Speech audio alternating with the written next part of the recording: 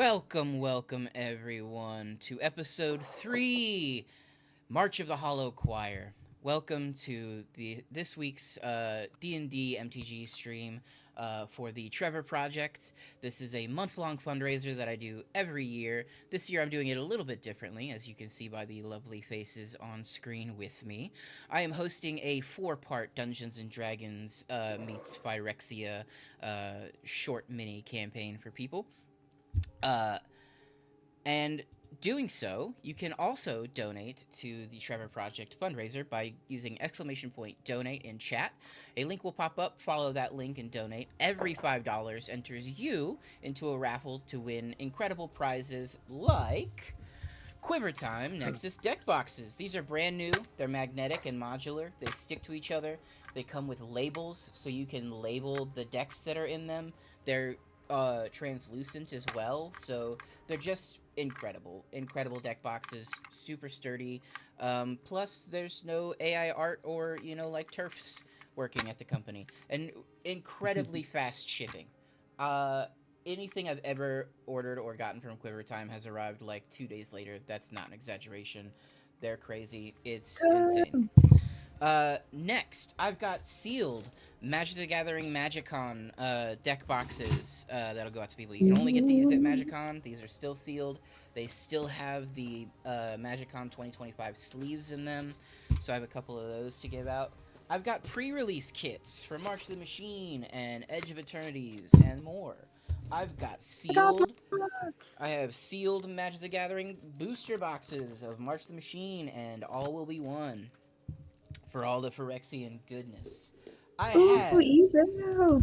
I have not just Tarkia Dragonstorm bundles, but I also have Final Fantasy bundles to go out to people. Whoa.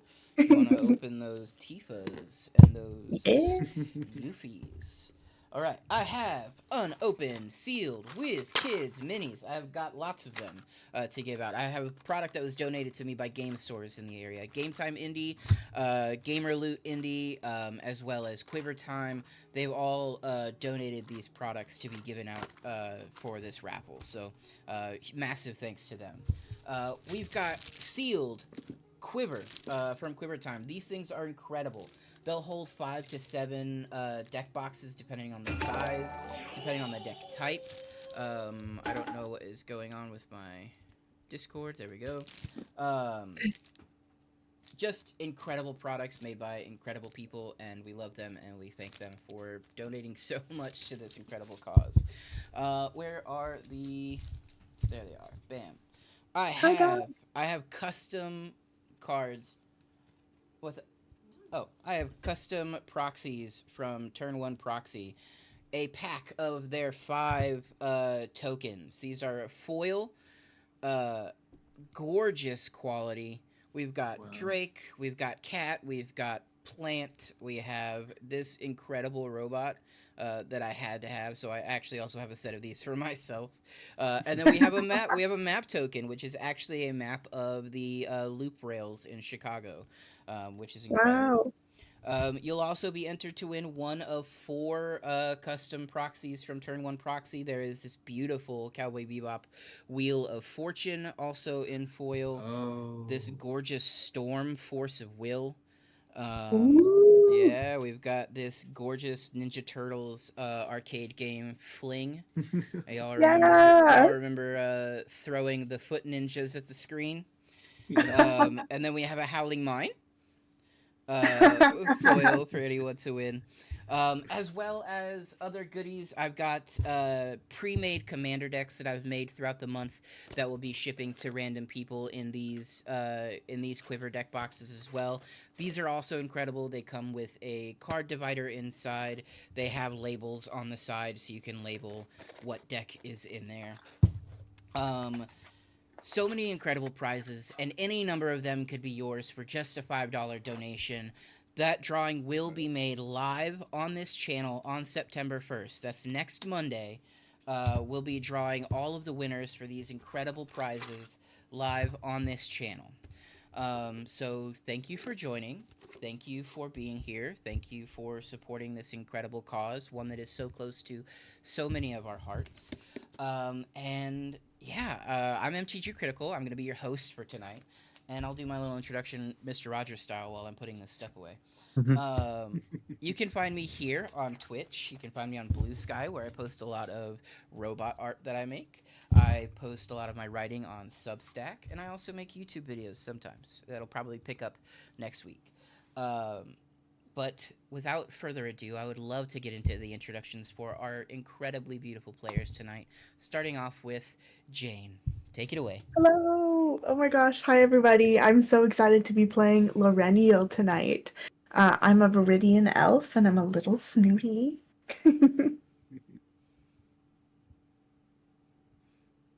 All right. And then we've got Gwen. Hi, I'm Gwen. I'm playing Hayes, who's a guy who's here, and melts rats. You know, I didn't come into this with like a personality in mind, just kind of like an idea, which is how I do all my characters, and it works out all the time. So I just keep doing it. Hey, Oh, yeah. if it Oh, ain't yeah. broke, it don't fix it. And then next up, we've got Ricky. Hey, what's up? I'm Lana Warricky. I'm an editor for Jane Plays Magic. Come check us out at Jane Plays Magic on YouTube. We do live Commander games. I am playing a Vidalcan. They're the blue-skinned people. They have 4 arms here on this plane, and my guy is an artificer who's really into science and this big old like Iron Man mech suit thing that he sneaks around in, and is just not a people's person. And that's him. All right, and then last but certainly not least, despite what he'll tell you, we have Oz. Certainly. Uh, Hi, I'm Oz. I'm on Blue Sky mostly. I write about art and how it relates to magic and what inspired Magic the Gathering in general. If you like that, come find it. I'm playing Circle Breaker. He's a mirror paladin rogue, and he'll hit you very good. And there's something inside of him that he doesn't want you to find out about. And Ooh. he'll scare you away, and he'll help his friends out real good. Just a real good boy. All right. And with that, with the introductions out of the way, I would love to get into tonight's session. All right. When last we left you guys, you had just been sort of released, if you will, from Memnarch's Lattice, this interwoven set of codes that were embedded within these mere ages ago by the Badalkan scientists at that ruined observatory. This code, um, you're unsure of its purpose as of yet, other than it was drawing people towards these observatory ruins. Uh, upon discovering the code, upon entering this lattice, and upon um, sort of working your way, we'll say, just working your way through a couple puzzles and dealing with the fractured memory of Memnarch himself. You were able to escape. You now find yourself towards the core of New Phyrexia. You are in a small, darkened room surrounded by the outstretching branches of Realmbreaker. Bark is super thick, coarse, deep grooves that flood with oil on a regular basis as Elishnorn's will is being pulsed and pushed through this infant tree. What do you do?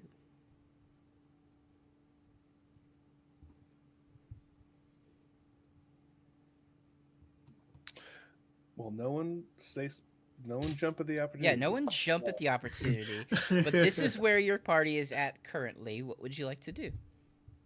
So, Circle Breaker, did that all just come from you? Uh, I, I, he kind of like, he kind of like, he's still processing like touching the physical console and then having like forcing a reaction from essentially his grandfather. Um, and he kind of looks towards you and he looks up and says, "I forced him to make a decision to help us or not, and showed him in a data stream what Realmbreaker and the invaders are doing. And I believe that has brought us here Right. to the actual lenses. Like, can we see the lenses like in You in the can. bark? Yeah, reflecting off a little bit of the sort of ambient light that is cascading through this room.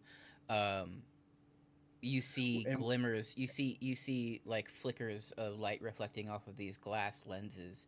There are 4 that you can see from here in total. They vary in sizes from about 3.5 feet wide for one, down to the smallest that you can see is about 6 inches or so in diameter.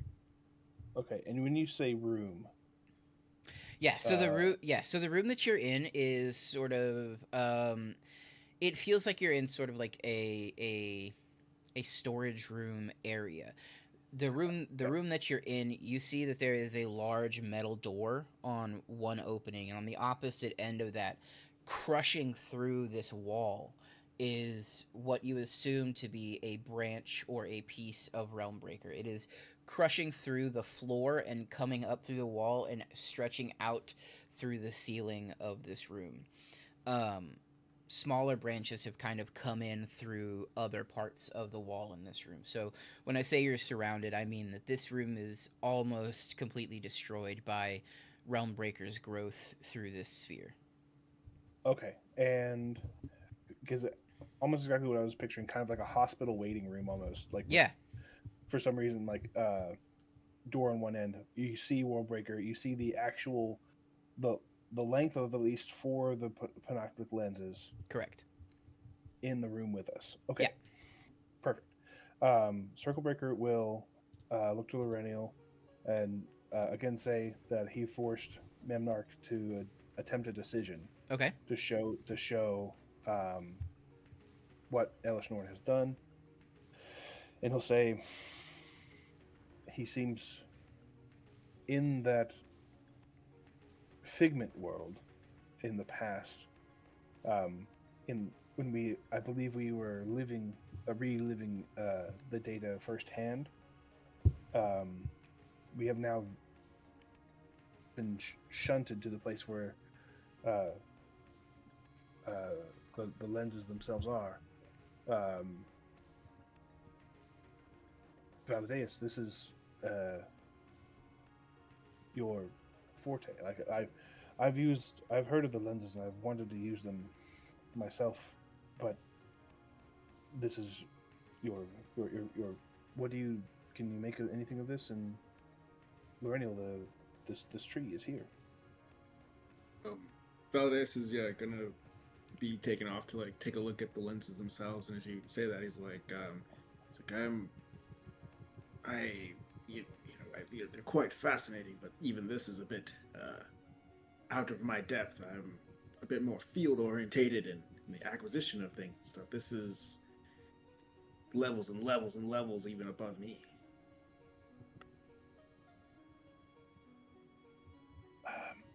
What is our best option here?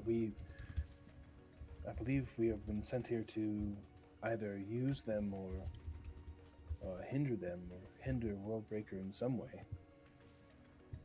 Forgive my lack of knowledge in, scholarly devices and such, but how would we use one of these lenses? What would it do?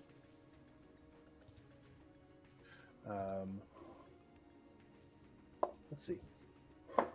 Do we as characters know that Realmbreaker used the lenses as like portals essentially, or what do we like? What is our knowledge of this? Yeah, so your knowledge of the lenses as a whole is that they were once used in the Vidalcan Observatory.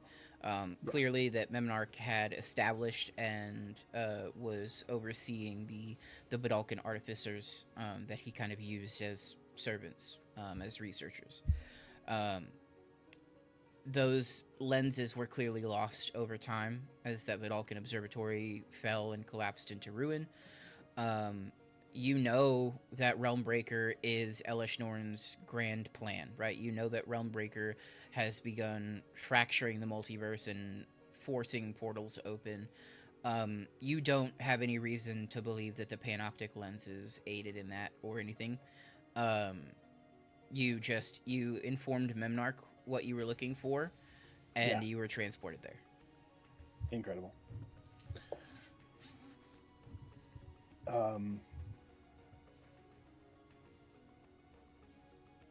if there is a way for us to hinder this device construct, we should attempt it.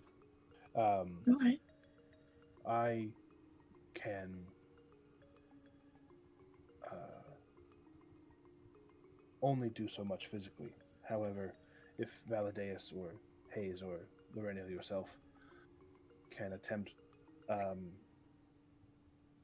maybe we could focus a magic through the lenses, perhaps, to see what. I do not wish to test our lives at this point because I believe we are back in our physical. But if you wish to do some experiments, we can. And I'll go to the door Mm-hmm. that we have to just make sure it's locked. I'll use a thieves' tools check if I have to or anything like that. Yeah, as you walk over, the door is not locked. It Okay. doesn't appear that there's a locking mechanism on the inside of this door at all. Okay, then I will kind of sit cross-legged on the stone or whatever in front of the door. Okay. And just kind of look up, and I'm gonna give a can I make an Arcana check to see if I know, besides being an observation tool, what the lenses could be used for? Yeah, for sure. This pretty purple twin. Ugh. What'd Bad. you get? Bad. I got a 3 on the die. And that's a 6 total. All right. With a 6, you sit in front of the door and you begin to examine these lenses from a distance, about 15 feet or so. You begin to reflect on your limited time in the observatory ruins and what you know of the lens's original purpose and who crafted them. And as you're kind of thinking, your brain keeps just kind of trying to return and focus on the fact that you were just moments earlier talking to essentially the progenitor of your kind, right? You're finding it hard in this moment to focus on what you want to. If you allow it, there'll be a moment where I sit down and I'm like looking up at these lenses. You can see me kind of in thought, and then you'll see like a small unhindered, like those little explosions that I do that happen when I smite. Mm-hmm. You'll see one like pop my like out of my like what my ear would be, and I'll kind of like shake and twitch for a moment. I'll be like, I'm settling. I apologize. Oh, You're hold okay, on. circle breaker. I am okay. Perhaps we are working a little too fast. Just a. Can I like sit down cross-legged next to you? Just for a moment. Let's talk about it. Sure. You've just seen where you come from. It is. He is, in all things, exactly how I thought he would be.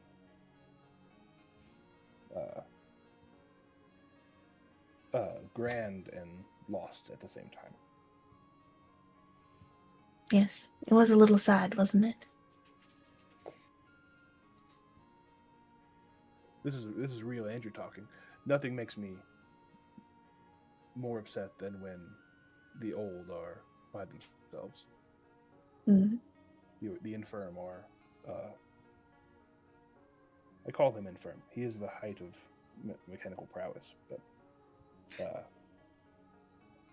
he is still lost.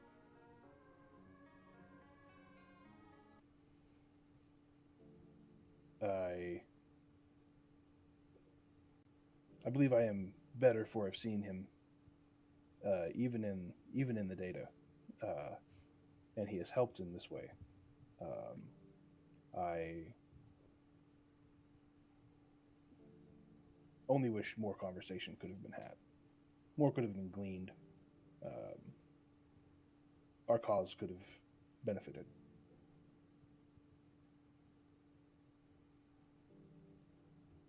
But no worries. Reniel's gonna reach into her bag and she's gonna pull out a little piece of wood. And it's like a crudely carved little tree. It looks like, maybe someone who wasn't a wood carver created this. She'll set it down on the floor in front of you. This is a piece of my home tree. It's where I was born, and it's where I will return to when I die. It's important to know these pieces of yourself.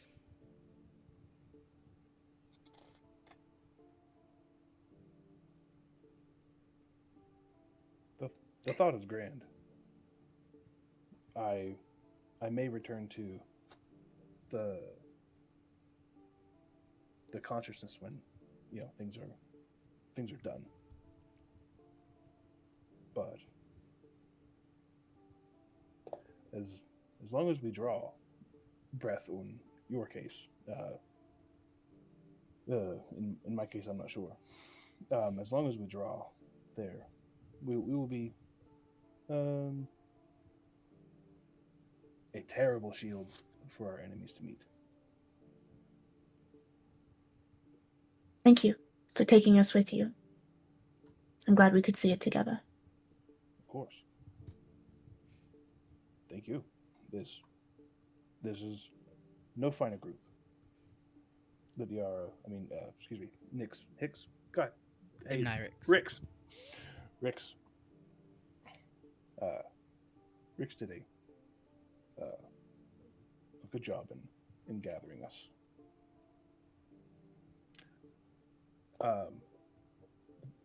In that vein, like he'll look at the bark and then look up. Is there a reason, like physically, why Nyrix is not here? You do not know. Curses. They are not in the room with you. This is the first moment that you make that realization. Damn you. Damn you to hell. Okay. He'll look at the bark and look up at Loreniel, and then keep looking up at Loreniel. And Perhaps he was taken somewhere else he was needed. Clearly, we are needed here. I can agree. Method of transportation didn't work for his kind. Possible. It did work for us, right? This is real. This is physical. I do believe. If we found our quarry in the data stream he taps his head.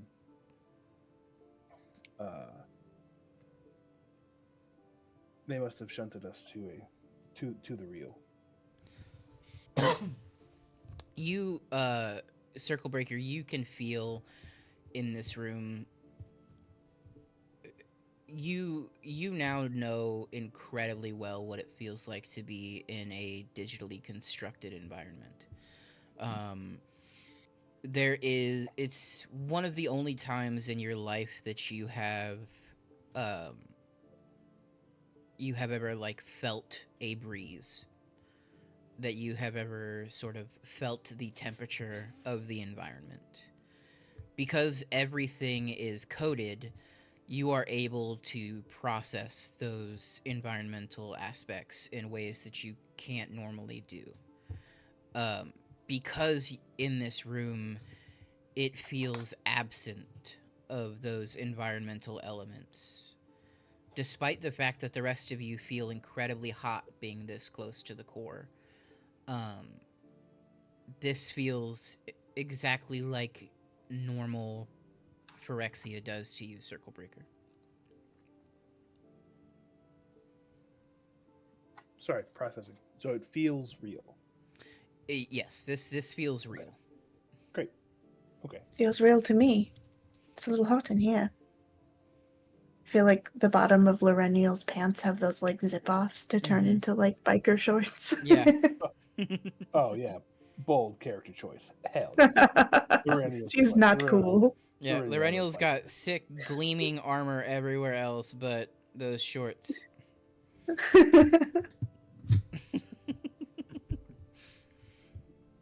I have never heard of this maker. Spencer's? Never. Who is this artificer named Jinko? What are you? Perhaps doing I'll take you when we return. Tiny robot in Jenko jeans. No, that's a hot that's a hot That's topic hard. right there. That's hard. That's hard, actually. Next robot token I do is gonna be a little mirror in Jinko jeans. I love Okay, sorry, Marshall Pathfinder from Aether Drift. just the Loxodon dropping Right, the yeah. dropping the hard pose. Hardest pose ever. Alright. We got way off topic. It's D&D. It's fine. Yeah, I know. Yeah, you definitely feel like the environment that you're in is normal, is real. You are no longer in a coded environment. I'm gonna take a closer look at Realm Breaker, see if I can maybe get into the meat. Yeah, for sure. I mean, they're made out of wood, I think, but if you are you trying to analyze the tree themselves or the lenses embedded in the tree?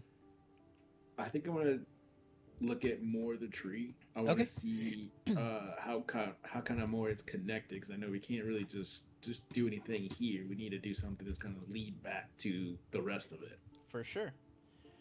Okay, so if you're analyzing the tree, go ahead and roll me a nature check. That's 14. Okay, a 14. What you find interesting about Realmbreaker as you get up close is how intricately woven their bark is. From your analysis on extraplanar flora, you've gathered that a lot of like bark patterns, a lot of plant life forms in these very sort of structured ways, right? It very much so mimics the circulatory system of a humanoid being. But the bark itself is often patterned in these sort of randomized designs of swirls and branches, and you have burls and knots. What you find as you're analyzing Realmbreaker is how perfectly symmetrical so many of the grooves on this tree are. How some parts of this bark are reflective like metal, even though if you touch and you can see the texture, it's very clearly got a sort of a wood-like texture, but there are elements to this tree that upon closer inspection read as incredibly unnatural.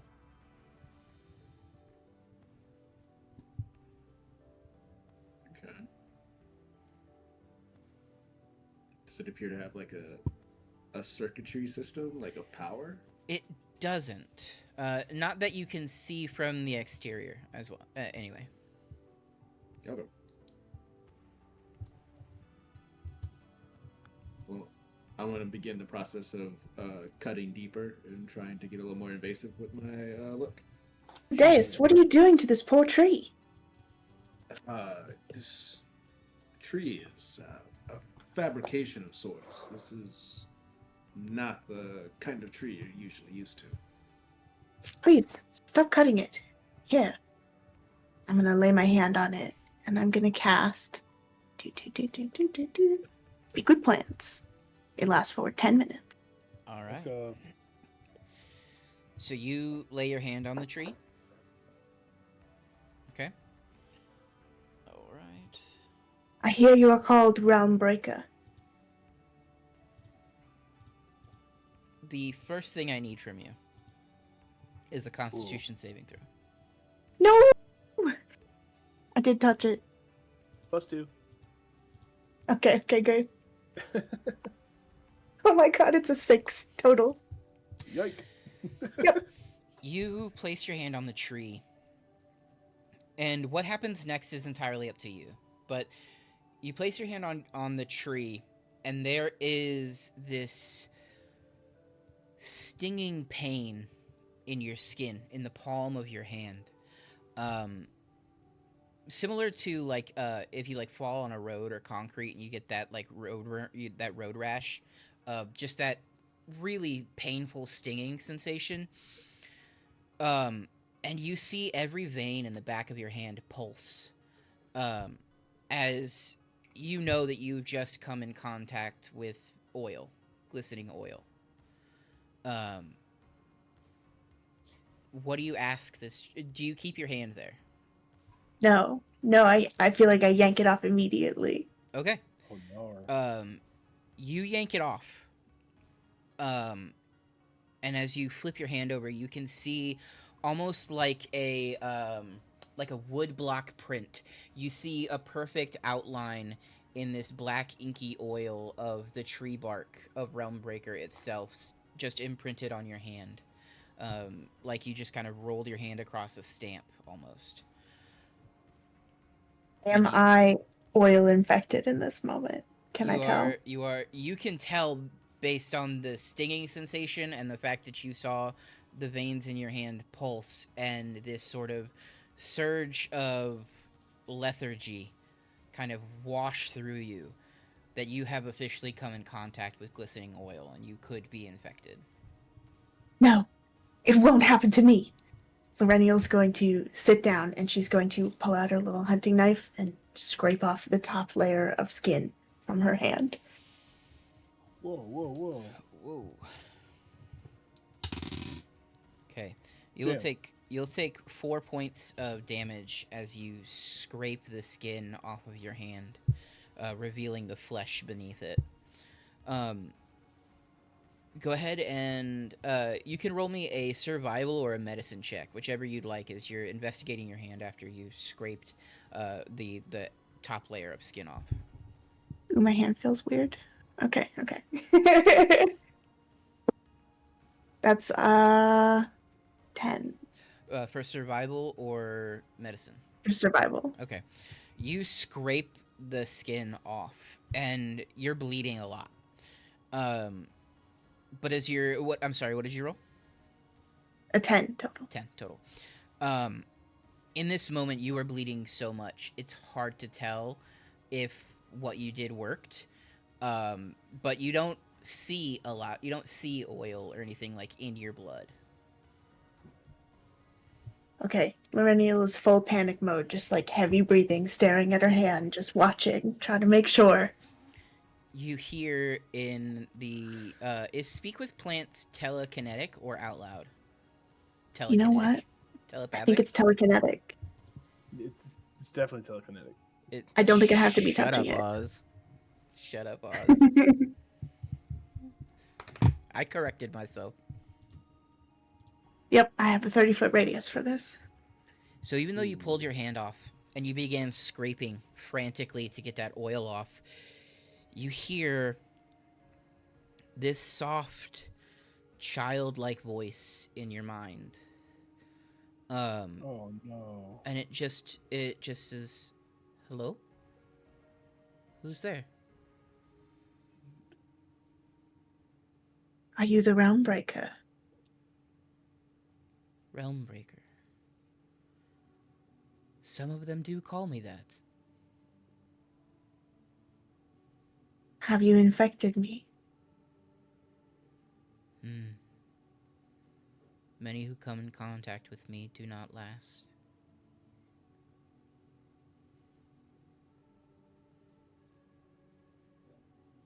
What are you doing with the lenses? The lenses? These pieces embedded in your flesh. Oh, I have so much embedded in my flesh. Metal, bone, wood, stone. Glass is the least of my worries.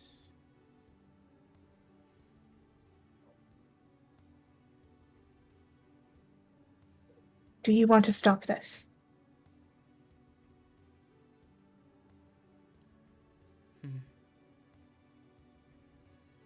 I want to serve my purpose.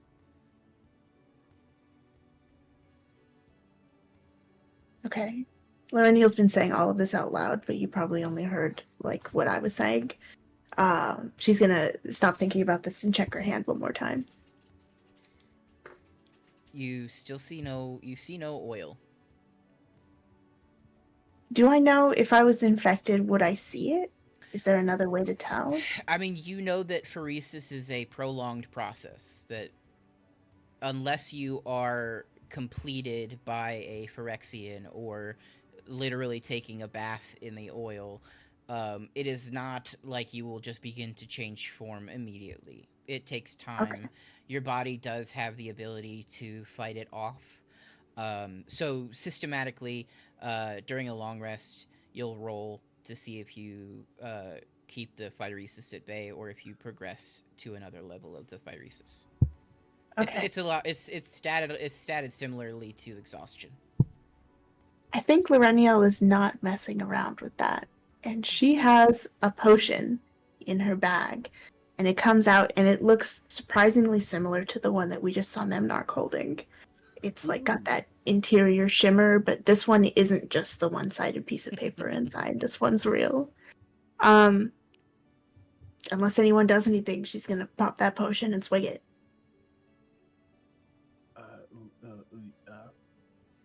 That's fine. Yeah. Okay. What's the potion? I'll watch. This is a hex gold dust. I'm gonna apply the fine powder inside to my wounds, regain 64 plus 6 hit points, lose the poison condition, lose 1 level of phyresis, and 1 level of exhaustion. Yeah. So you Yo. so as you begin applying this hex gold dust,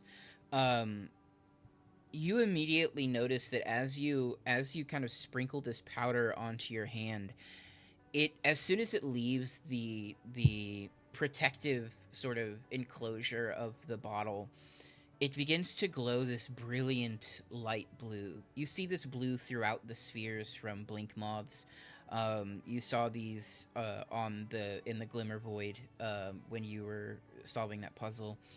And as you lay this dust on, you immediately feel this pulling sensation, like something is tugging on the very like muscular fibers inside of your skin, like your arm is being pulled away from your body.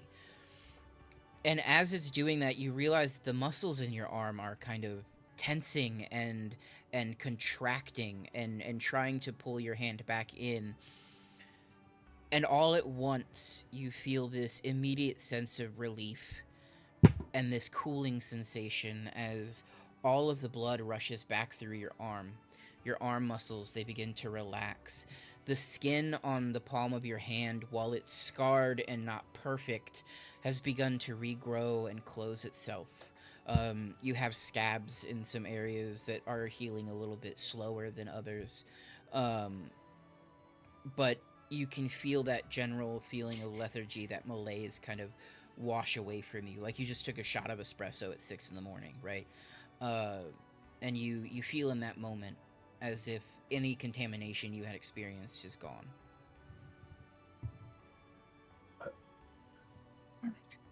Realmbreaker, excuse me. Circle Breaker. Ha! I didn't even realize that. I also didn't realize that till right now. That's very funny. Whoa. Circle Breaker will look up when you bring the dust out, kind of just amazed that you have one, and he's like, "Of course, Yes, do not mess with. Do not tarry on the healing. No. No, I watched my mother slowly transform.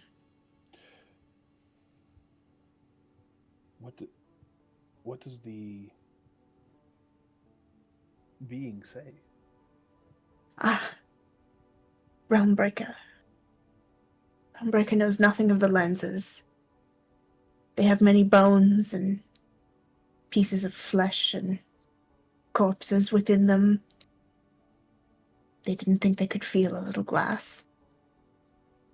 And I asked if they would like to stop this, and they said that they would like to. The voice of a child. The small little voice said they would like to complete what they were here for.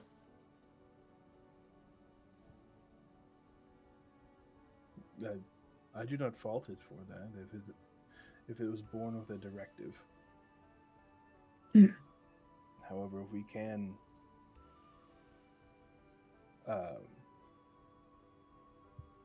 complicate things, that may be helpful. We should destroy it. We should burn this tree to the ground. It's not natural.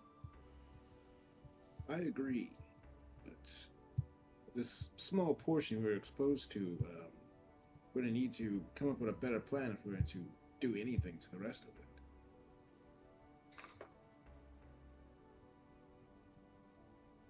Have we attempted to put magic through a lens? No. Perhaps we should try that. DM, Yes. are the... If I'm looking at the wall of tree and I'm looking at where the lenses are placed, like within the bark, just a visual on how they're arranged.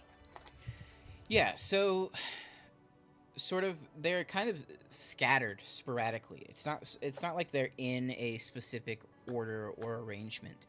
So kind of close to the ground you see the small 6-inch diameter one. It's mostly out of the tree. Like barely any of it has been embedded in the bark. And as you kind of scale up the wall, you see a smattering of the other 3 lenses. None of them are more than halfway sort of embedded. There's one of the sort of middle tier size lenses, one that's about a foot to a foot and a half or so, is actually almost perfectly facing outward of the tree. Only the back half of this lens was actually kind of pulled up in the bark as it grew. And so it actually kind of looks like a closed porthole from where you're sitting. Okay. I have a little idea of a diagram.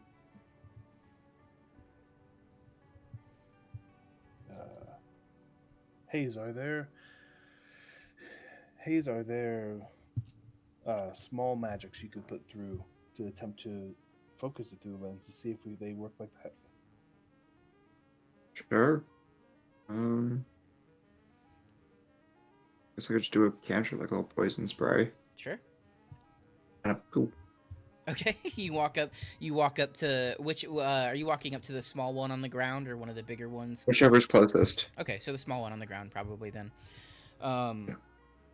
You reach out. Are you touching the lens? How would you like to do this? I mean, it's just kind of like just as you spray toxic mist, I'm just gonna kind of just like stick my finger out at it and just kind of like spray mist at it. Okay. That's what we're doing. Yeah, sure. So, the lens is kind of on the ground. You reach down and you sort of spray this poison mist over the lens. You see this. You see the poison mist kind of spread out over this lens, right? And you see it settle. But the peculiar thing is that it only settles on the metal ring, the rim of the lens itself. None of that mist seems to settle on the lens itself. As soon as it touches, it almost looks like snow falling on like a warm street. It touches and then immediately dissolves into clear. You don't see it anymore. But you do see the remnants of that poison still lingering on the rim around the lens. Interesting. I poisoned the lens, guys. Okay. Hell yeah. What does that mean to you, Circle Breaker?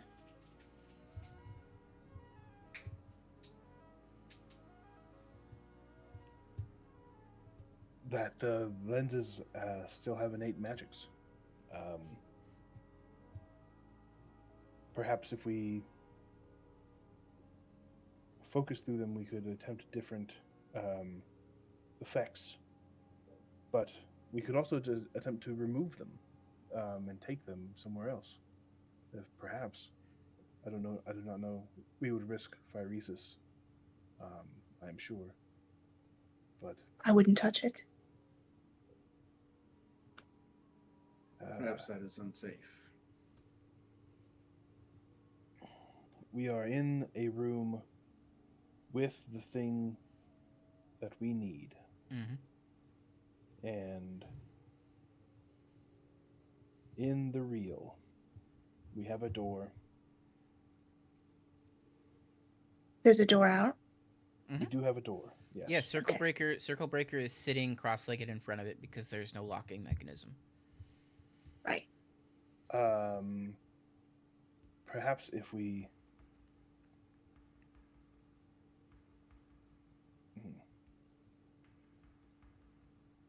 I would attempt removal if we did not see a reaction from the lens.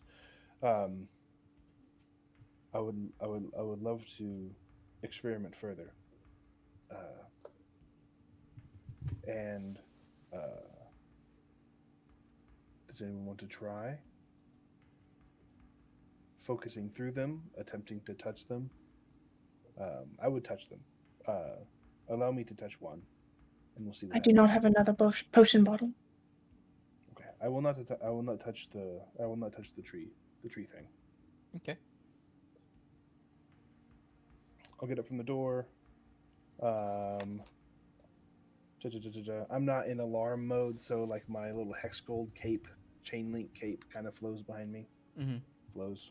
And I'll go over. I'll touch my hand, my little mirror hand, to the smaller one because it's the closest to me. Yeah. Again, and I will. I'll attempt to touch the lens. And Yeah. before I do, I'll say, Valideus, remove me if I act untoward. At once. The lens or the rim around the lens? The lens itself. Okay. Circle Breaker, be cautious. I'm going to cast guidance on you. D4 to your next ability check. Let's go. Guidance. You touch it. I need a wisdom saving throw, as your little mirror finger makes contact with the glass. Okay. That's my Add a D4. wisdom. Thank you so much. Don't die. Thank you. It's a wisdom saving throw. No one ever dies from wisdom saving throws. Okay. I did get a 15 on the die, plus a D4. Let me add that. I have my D4s over there. So 17 plus 1, 18. Okay. You touch the glass. All at once, an incredibly similar, a familiar sense comes through you, Circle Breaker. You touch the lens, and your entire body seizes. Every joint kind of locks into place. Your eyes, they narrow. The irises kind of focus in these pinholes. You can barely make out the shapes on the bark of Realmbreaker in this moment. And you start hearing that Mirren code start getting rerouted again through your cortex. That we will find him. We will find him. We will find him. He made us. He made us. He made us. You all at once feel your consciousness flood from your body. Your eyes close completely. You witness the bark of this tree sprouting from the little seed of 8 at the core of New Phyrexia. You're following the branches as they pierce through the spheres of New Phyrexia, as these portals crack in the sky and open, and as waves of Norn's forces pour out. All at once, you hear the screaming of a child, the agony, the pain. Help, she screams. Help me. Help me. Another portal opens. Please don't. Another portal cracks and opens. You feel inside of your body. You feel the metal of your structure swell and creak as it stretches. It mirrors this creaking and echoing of Realmbreaker's wood as it twists and snaps through the spheres of New Phyrexia. You see all of these portals open, and then you see an area of blank, open sky. No branch, no portal, but just beneath it, you see a caved-in section of the Glimmer Void. You recognize the shape. That's the opening where the observatory was. Mm-hmm. And as you see that, as you kind of make that connection, that correlation of location, you begin to get drawn back. You hear this very loud, sort of robotic, gargled, distorted voice that echoes, "No." And you are immediately drawn back through, all the way to the roots of 8 and out of Realmbreaker. Your eyes, they blast back open. Even though this room is dark, it feels piercingly bright to you in this moment. But that code, he made us. We will find him. We must find him, is echoing. And just as you have the wherewithal, the physical ability to begin to move your arm again, that code floods into Realmbreaker as you have created this connection, as you have closed the circuit between you and 8. That code is now spreading through all of New Phyrexia.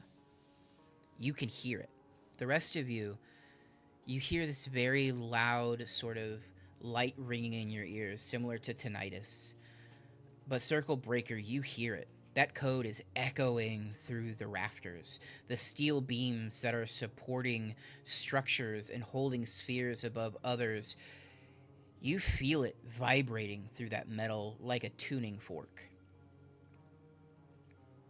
And in this moment, you hear that familiar child's voice, and this is still within the speak with animals section, so or the speak with plants time frame, Lorenial. So you hear Realmbreaker's voice.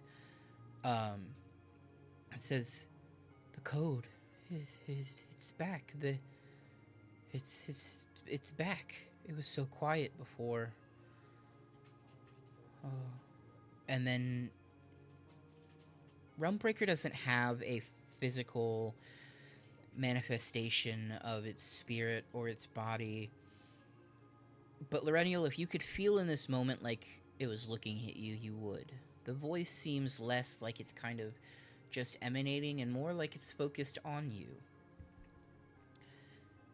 And she says, "They know now. They're coming.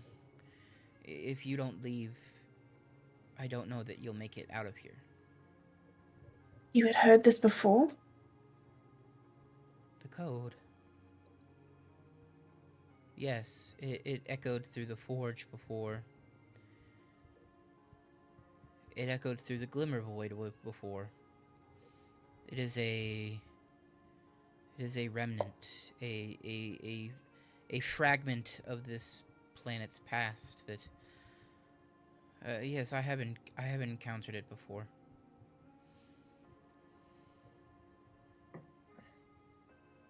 Our child in the tree.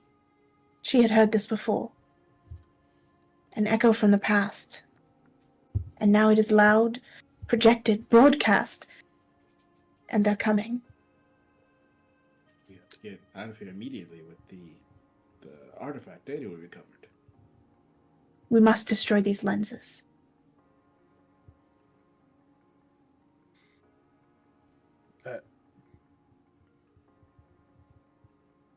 Circle Breaker is just dumbfounded.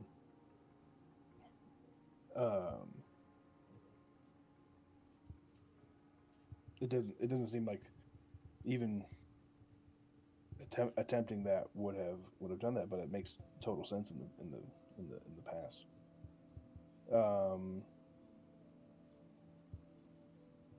He's just trying to grapple onto what he just did.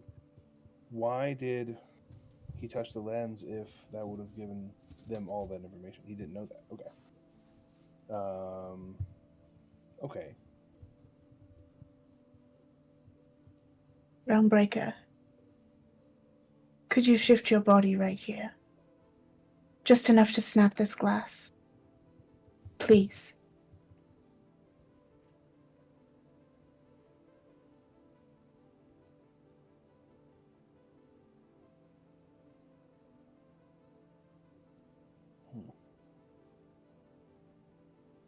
She doesn't respond?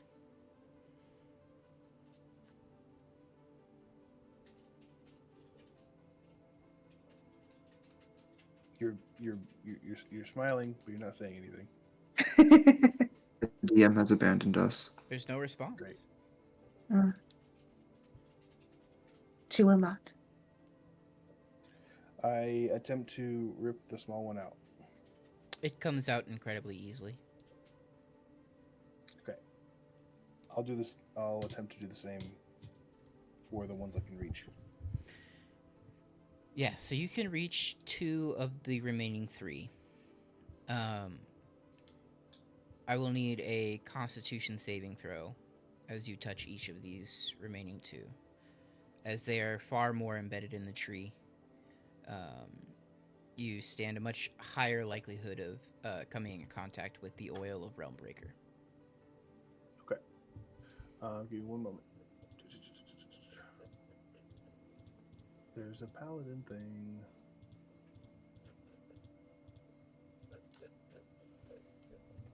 I just want to be sure that as a paladin, divine health does not affect phyresis. Immune to disease, not poison. Great. Yeah. All right. 2 Constitution saving throws. Yeah. Number 1. Natural 20. Okay. Ooh, Whippity-doo, whippity-doo. There's my camera. beautiful. Just for a total. Sorry. Oh, where did my thing go? I closed that. That would have been a 25. Yeah. You eat handily. No shit. 19 on the second one. Ooh, Yeah. Yeah, so you grab that first But lens. die, so 24. Yeah, you grab that first lens and you're able to twist and pull it out. There's something coursing through you right now, this synthetic adrenaline almost of everything you just witnessed, the pain in Eight's cries, the witnessing of these armies. That echoing of the wooden creak is sticking with you in these moments as you are twisting and pulling the metal and glass out of Realmbreaker's bark, and you're able to handily grab 2 of the remaining 3 lenses. The third is the 3.5-foot wide disc that sits much higher in the tree. It would take one of the other party members that are taller than 3 foot to reach it. I cast Mage Hand and grab it. It is much heavier than 5 pounds. So you cast Mage Hound Rats. and it grabs, but you are unable to see it even move from the bark. Oh well, I tried.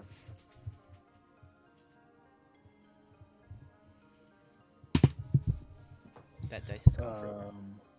Let's see. I'm just stacking these very gently next to Valadeus. And I'll look at him and say, I can grab the last one if I have an assistant. Absolutely. If you hold out your hands, and I'm very light. Puppies for Circle Breaker. Uppies for Circle Breaker, pretty please. Please. And sort of eating the Phresis, not opportunity, but the opposite of that, eating the chance of it. Yeah. I'll go to the top again. Okay. If Valadeus throws me, I'll grab on and just yank that thing like a shield. Hell yeah. Go ahead and roll me a Constitution saving throw again. Chance is not on my side. That is an 8. Ooh. Okay. 5, but it's a 10 total. Okay. You yank that the lens comes out between you and Valadeus, but as you do, you feel that you had to dig deeper to pull this lens out. Your fingers actually had to dig a little bit into the flesh of Realmbreaker, and as you do, you feel this burning sensation course through your fingers and into your hand. You see, kind of coursing through the grooves of your joints, this faint trickle of oil. Here, I do have a question. Hit me. I'm so sorry. Due to Mirren constructed resilience, I have an advantage on being poisoned. Roll that shit again, buddy. Yeah. Yeah. I was sorry. I was checking it out. I was No. looking at paladin Roll it stuff again. and Roll it looking at again. stuff. That's a 15 on the die for a 22. Okay. You start to feel that oil. But as you drop the lens to Valadeus and you shake your hands and you see that oil like spray off back onto Realmbreaker, Okay. and you feel yourself clear and free of danger in that moment. Really well lubricated. Yeah, you're just well lubricated now. All right. We needed a well lubricated mirror in the party anyway, so It's about that time. yeah. Whew. All right. Whoa. Okay. Cool. I'm stacked. I imagine they're kind of heavy. The smaller ones, not so much. The big one is probably in the 50 to 65 pound range. Okay. I'll take. Before anyone touches them again, can I go over there and cast Detect Poison and Disease on the lenses to sure. see if I can see the oil or poison on them? Yeah. Right. This lasts for 10 minutes now. Okay. Yeah, there are you can very clearly see remnants of the oil still along edges and grooves of the panoptic lenses. So the risk is definitely still there. It's not super high, but there is remnants of oil on each of the lenses for sure. I'm gonna spend the 3 minutes and try and wash them down with my water skin a little bit and see if that could keep us a little safer. Yeah, sure. Water famously it doesn't clean oil super easily. So you spend 3 minutes, and I'll say that you got most of the oil. Stop yucking or yum, dude. Yeah. Stop yucking or yum. I would say that if you touch the lenses right now, you'd have advantage on your Constitution saving throws. Okay. I'm gonna go scout out the door and make sure no one is getting close or coming onto us, because I heard Yeah, for sure. people are coming. Go ahead. We're supposed to be getting out of here. Are you opening the door, or are you trying to listen through it? I'm gonna open it and give it a peek. Okay, go ahead. The door opens inward. There's a handle. As you do, there's a relatively sizable creak. It's a very large iron door. Pretty noticeable. What? I thought you meant like a little river, like a creek. Wait a minute. Oh man. Oh, got it. Wrong creek. Oh my god. It's the end of the week. It's the end of the week. No, there is no river in this door. It's made of iron. Um, but it does make a creaking sound as you open it. Go ahead and roll me a perception check as you open and as you gaze into the tunnel ahead. 14. Okay. Do you remember? Do you remember in Lord of the Rings, in the Mines of Moria, when, like in the distance, down deep, you kind of That is not a heard. good reference to bring up when I'm looking out for enemies. Yeah, you heard. You hear the very faint clamoring of metal. It's incredibly faint, but it is loud. It does sound like whatever it is, it's either big or a lot of it.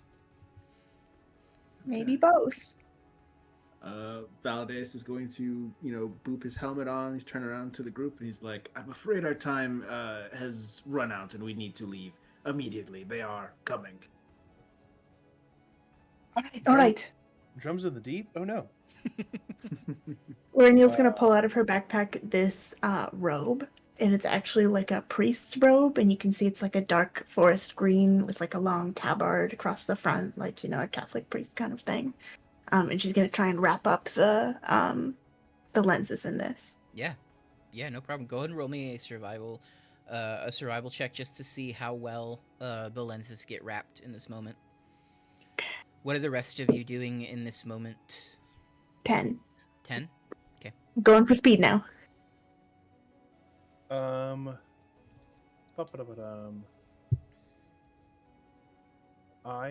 have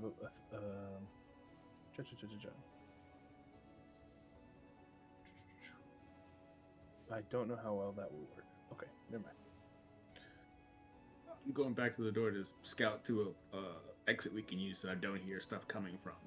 Yeah, so as you peer down, you can see that this tunnel opens up into some sort of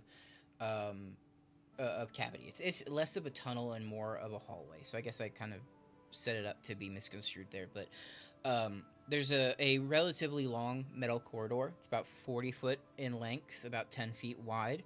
And at the end of that 40 feet, you can see that it turns in multiple directions. You're unsure how many tunnels lie there.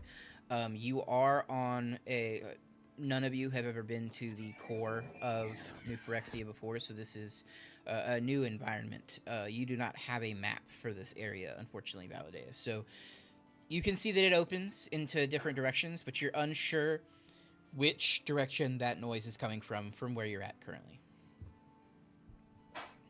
Okay, there are 4 of these lenses, right? Mm-hmm. Everybody pick one up. Let's go. I thought you were wrapping them in the cloth. Oh, they'll all fit in the one? Yeah. I thought that's what you were doing. Then yes. Then yeah. Okay. Okay. Cool.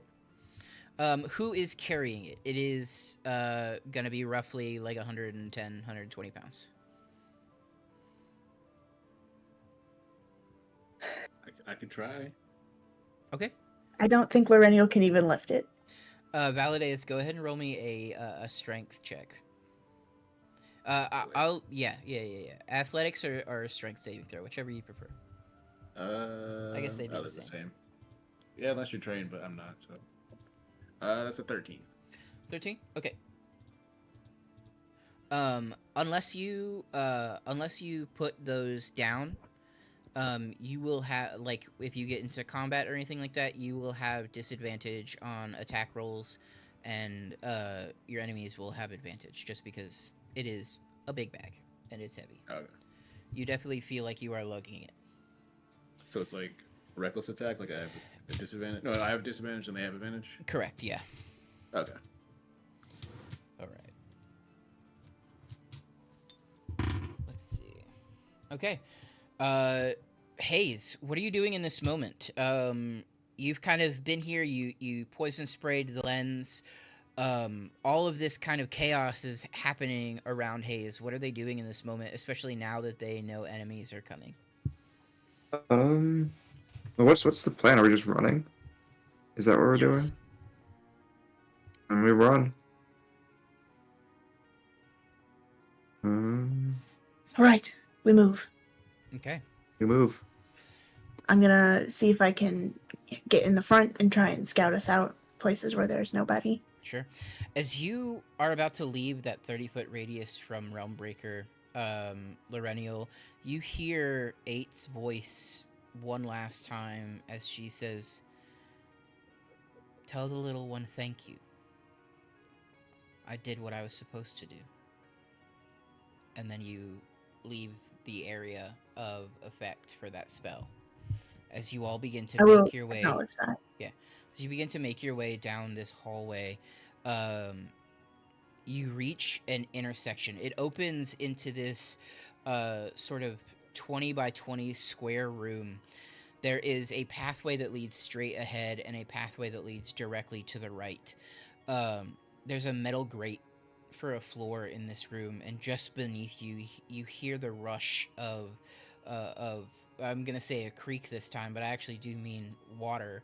You hear the rushing of liquid beneath you. As you look down, you can see that it is the same sort of greenish black ichor that fills most of the lakes in the Dross. It's rushing beneath this grated floor. Valideus, as you enter this room, your perception check from before, you're able to denote that this sound appears to be coming from the pathway to the right. There are no doors closed in this room. Both of these pathways are open. You can see that they're both 10-foot hallways that lead off in these directions. And you can see a faint light building from the pathway to the right.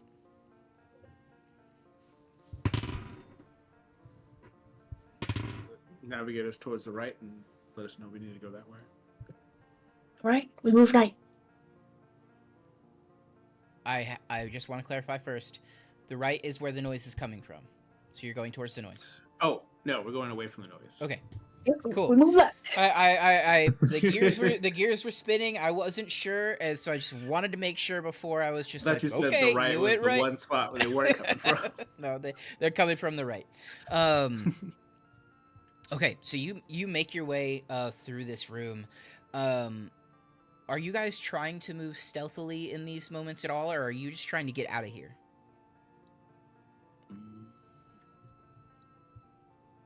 Well, I'm in the back holding this stuff, so I'm just trying to keep up. You put your or mic up, whatever. so you're muted, Oz. My bad. You're good. I imagine we would just try to move. Okay. We could Yeah. we could pass without trace and run with a little bit of a disadvantage, but I think I am gonna still hold on to the connection with Realmbreaker just in case we run within 30 feet of it again. Okay. I want them to be able to talk to me. Got it. And I don't know if stealth is gonna be important right now. okay. Is there a way to tell what level of the draw, like the Mirrodin we're on, or New Phyrexia? Yes. Valideus. Well, I guess any of you probably can do a. Let's see. You can do a history or an investigation check. Mm. I'll do 13. I'll do a history. 10. I got a 19 history. Okay.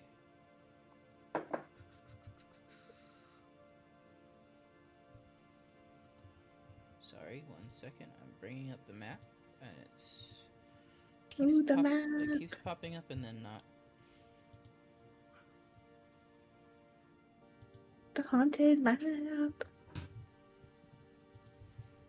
Sorry, guys. You're all good. You should be. I am. Sorry. I freaking am, dude. my doodle so far from my notes has been a Realmbreaker tree with a bunch of little skulls. Yeah, metal. Many of my notes are in all caps, frantically written.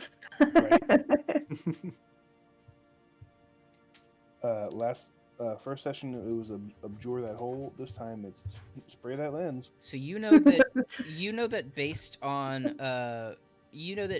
where you guys were with Realmbreaker. Yeah. Circle Breaker, having it sort of entered in a holy communion, if you will, with Realmbreaker, you're even more sort of tuned in, if you will, to your guys' location. You know that you are just beneath the furnace and just above the hunter's maze. Got it. I'm looking at the So little diagram. 1, 2, 3, 4. So you're just under 4 layers beneath the surface. 2 layers Damn. beneath where you started. Yeah. Okay. I don't like it. All right, I will relay that to the party. We're underground. Far. Well, you've always been underground. Yeah, we were in the roots and stuff. We're deeper underground. We're farther underground. But yes, that's where you guys are. Would Loreniel know how to get home from here? You all know that there are paths that lead between the spheres. That's how, Phyrexians get around. There are large bridges that connect the spheres. I feel like Loreniel has made a mission to each one, so Yeah, maybe she's on this path. There are tunnels. Go ahead and roll me a history check, Loreniel. Doo-doo-doo. Oh, Can I 23. Can I give you advantage? Sure. There's a 19. Let's see if I roll a 20. Nope.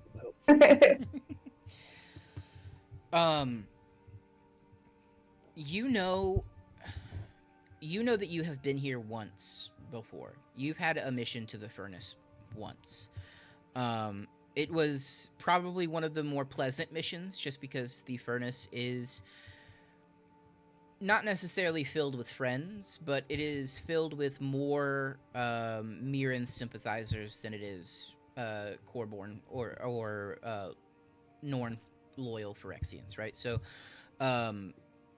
it's not the best place because it's still on New Phyrexia. It still does pose danger to non-Phyrexians just by its existence.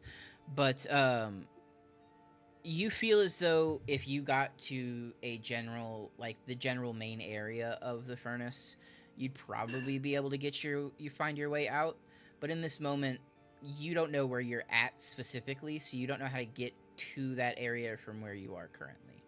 But you do know how to get back to the dross from the furnace, which is just above you. Okay. I've been here before. Follow me. I'm gonna confidently run. Okay. Grunt and lift these lenses and carry on. You make your way through a series of tunnels following Loreniel. All of you, that tinnitus, that ringing in your ears has not gone away. Circle Breaker, even though you're able to have cognitive thought on other things and process all of the other environmental factors that are going on, that code is still echoing in the back of your mind. It has not stopped, and it doesn't seem to get quiet in any moments. When you are thinking about other things, you are thinking about them simultaneously. A portion of your memory seems to have been cordoned off for this specific code and this code only, which is, as someone who has who experiences auditory hallucinations, it is jarring and uncomfortable to say the least. This is not something that you have encountered. This is not something that is normal for Mir in general. But even though all of this is going on, even though you all hear that ringing, there's still that clanging from behind you. Even though you've been running, even though you've been making your way through, and even though that noise does fade periodically, it comes back. It begins to kind of echo again. And as you guys make your way through these tunnels, you find yourself in another large opening. Loreniel, you recognize this area. You have come through this area before on your way through the furnace. So when you were thinking about the areas that you had gone through, this is one of the places that you imagined. As you enter, you are in about an inch or so of what can only be described as,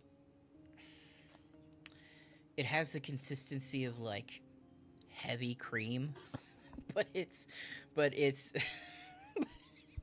Stop it. but it's this It kind of, can be described other ways. it can't be. I'm trying to think of what else would have the same texture as this, and I can't. It's not white like heavy cream, so you're not like standing in a pool of cum. Calm down. It's this sort of like black emerald green ichor. This is a runoff of one of Green the cream. this is a runoff of one of the Dross lakes. You recognize this area because you have followed the tributary system from the Dross to this area before. That is how you have made your way through.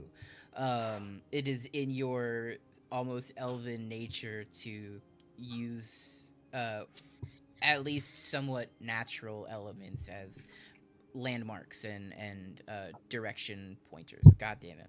I can't believe it. What else has the same liquid texture as heavy whipping cream? I don't know. Mucus. Shaving I don't cream? know. Shaving. Well. Is there a world in which I say you're standing in a lake of mucus and that's better? Yeah, actually. Really? You don't get the cum With joke. green cream. I guess. But you know, I what's wrong with recognize green cream. what's wrong with a good cum joke, you know? Explicitly not cum is better than. It's every- explicitly, yeah, I guess I should have said, you walk into a room and I need to make sure you know this is explicitly not cum before I describe this. Every location now has to be explicitly not cum. This is gravel. Yeah. Gravel is explicitly not. Listen, this oil is black and it is explicitly not cum. Okay? Cum. Well. I'm not so sure. You're being so insistent upon it, you know? Maybe it is. Methinks the DM doth protest too much, and he filled a room with cum. Can I roll an investigation check to see if it's cum? I'm using heat metal. You said his armor wasn't made of cum. Is it metal?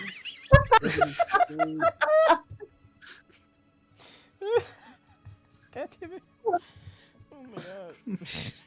Oh, my cheeks hurt. It's like the sorcerer that can adapt elements, right? That can change the elemental type of a spell. It's like, Oh, I do have that actually. yeah, like I was gonna cast cum fireball, blast. but can I make it cum instead? Oh, Ponder can change his things. That's another D&D character that Oz plays. It's a tortoise. All right. God damn it. Okay. Yeah, transmuted spell. Oh, it's not on the list. No, cum is Ooh. not an option. Never mind. Damn it. I'll get let Yara to write it into the glistening guide. Green cream like. Yeah, That's the best thing about homebrew, man. You can do anything. Exactly. You know, it's come now. No. And you can come now. God damn it. I'm so off the rails right now. Back into it. You've entered this area. There is a familiar ichor-like substance that is flowing. You know it's not oil. It is this sort of like, it's poison, and like you definitely don't ingest it, right? But it is the God. What I trying to use words, and as I think of the words to say, I just know it's not gonna. Oh, you don't come out ingest right. it, do you? We're not gonna come out eat it. right. Okay. Nobody look We at should the get that cameras. checked out. It's not coming out right. Everybody look away from the cameras. No,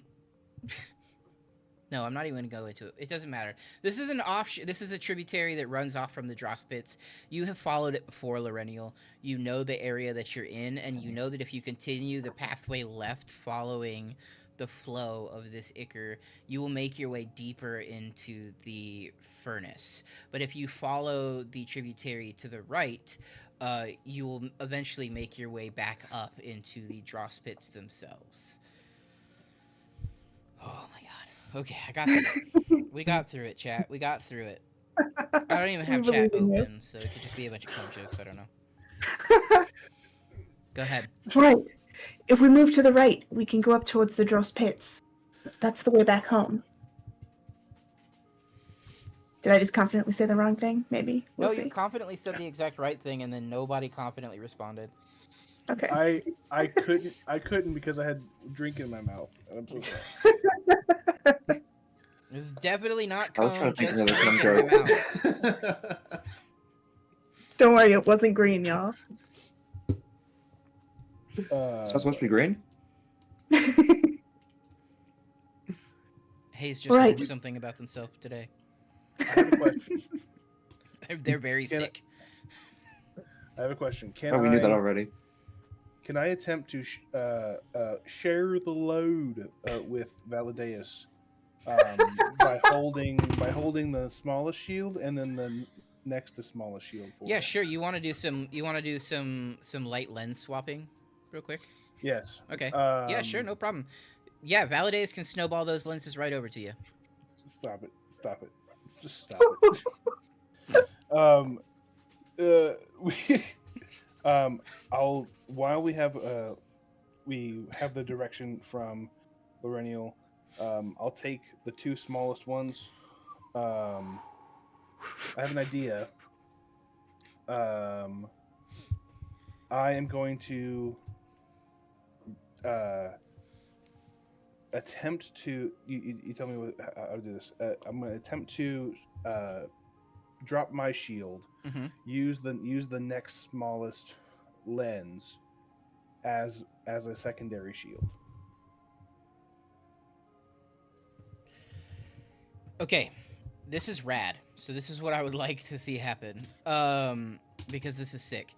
As you are trying to figure out a way to fashion this lens into a shield, I have smithing tools and crafting supplies. I did spend money on. Yeah. So as you're trying to figure out a way to adapt this lens into a shield, there are a couple technical issues that you run into. The first one being there's no handle. Yeah. There are two holes where this was clearly mounted to some adamantine rods to hold it in place. But outside of that, there's no clear handle. So what? Jesus. Let's see. So if you If I know that, yeah, what I'll do is I'll take two stock rods. Mhm. And then if you take a minute or so. Yeah. And instead of dropping the shield, Mhm. can I attempt to? I'll even forego the AC bonus on the shield, or at least. Are you gonna try to mount the the lens to the front of the shield? Yeah. Sure. Yeah, I can take I have a hammer. I'll just peen it over and bloom it out. Yeah. So your shield normally gives you what, +2? Yeah.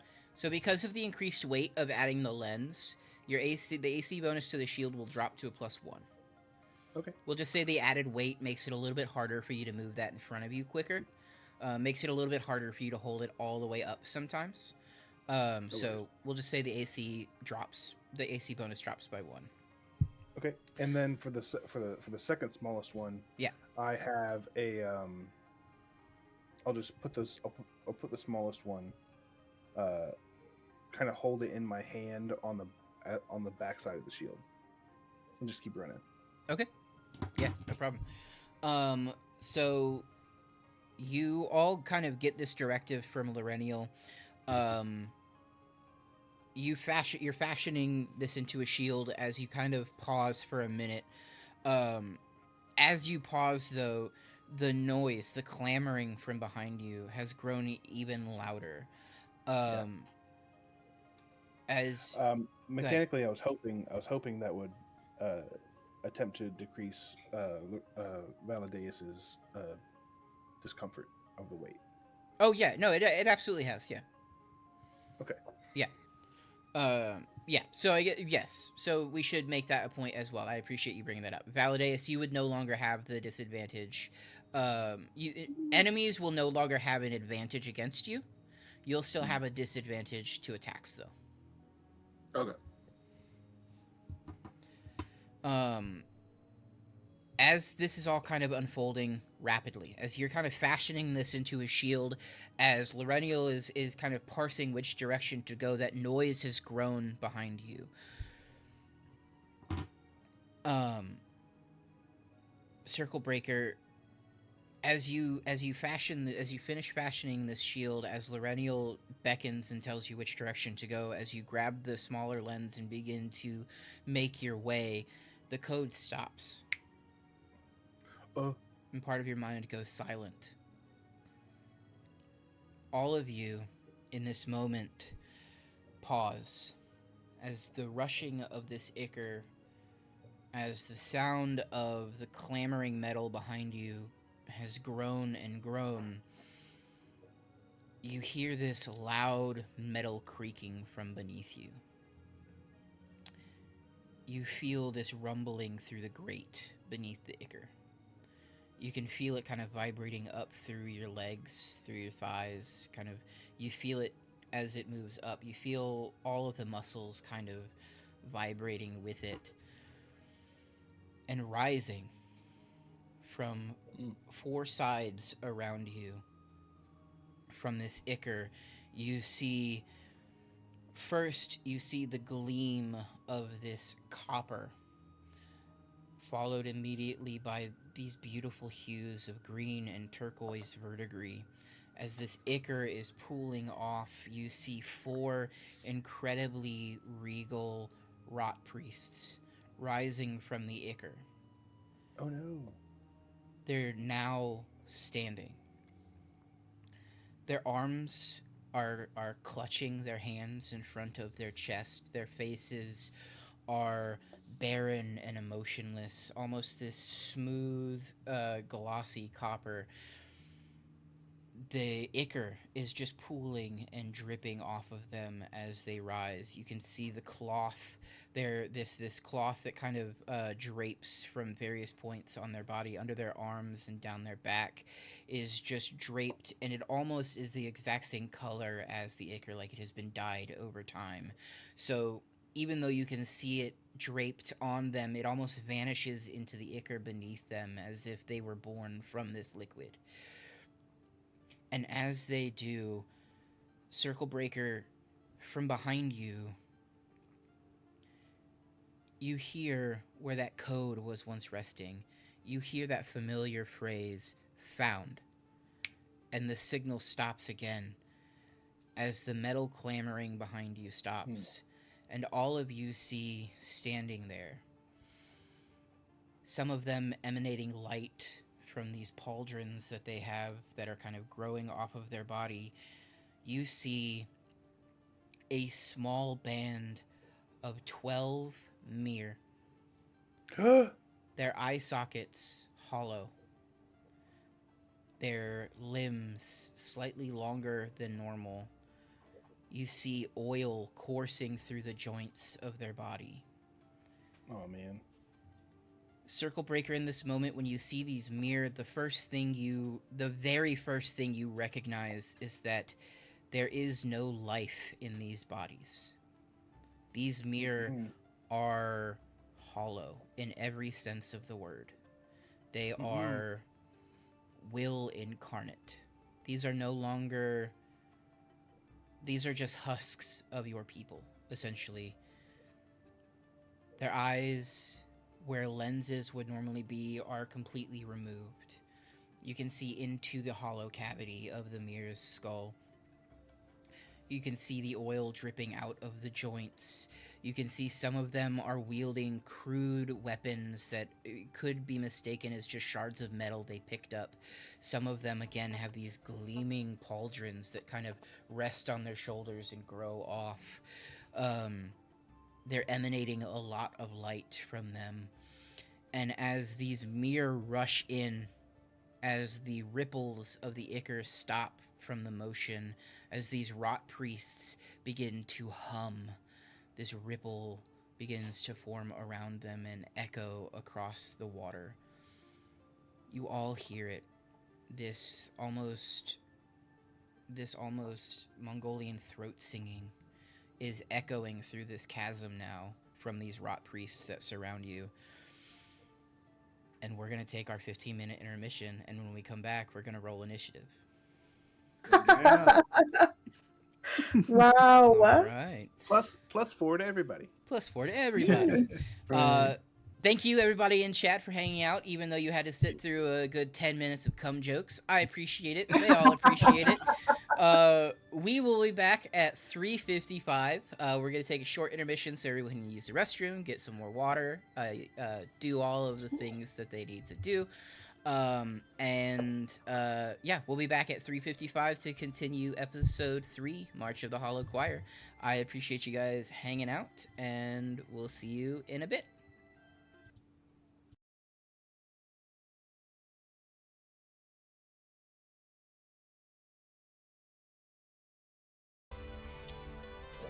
I would let Withers do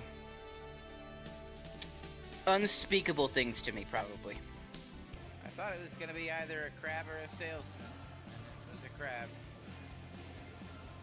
Introducing the dragon in 3, 2, 1. I walked!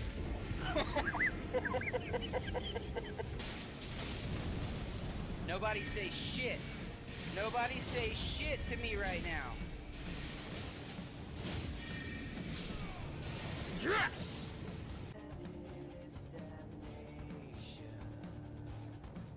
God damn, this is such a gorgeous game. It really gets your nipples hard, you know? Something about a good, like, a well-textured fabric in a three-dimensional animation space just really gets your nipples hard, you know? No, Asterion. Stop. Stop! Why? Oh my fucking god. Look at this absolute glorious bastard. He is just a rotund fellow. After it gets set off. Oh my god. Yeah, I tried to pick up I tried picking up your bottom half, didn't work. I tried picking up your top half, that didn't work. Please watch the pressure plate. One of you step back. Cool. So both of you were there. You know, I'm so... He took it back! Hey, you fucker! This little jackass Get back here! What the hell? fucking laughed at you and everything. Hey, grab that from him! Grab it from him! Ah! God damn it.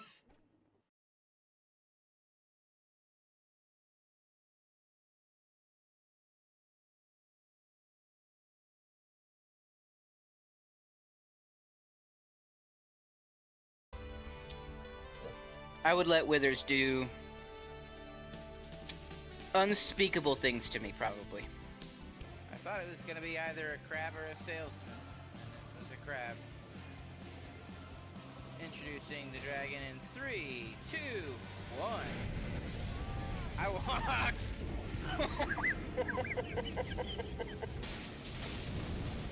Nobody say shit. Nobody say shit to me right now. Yes!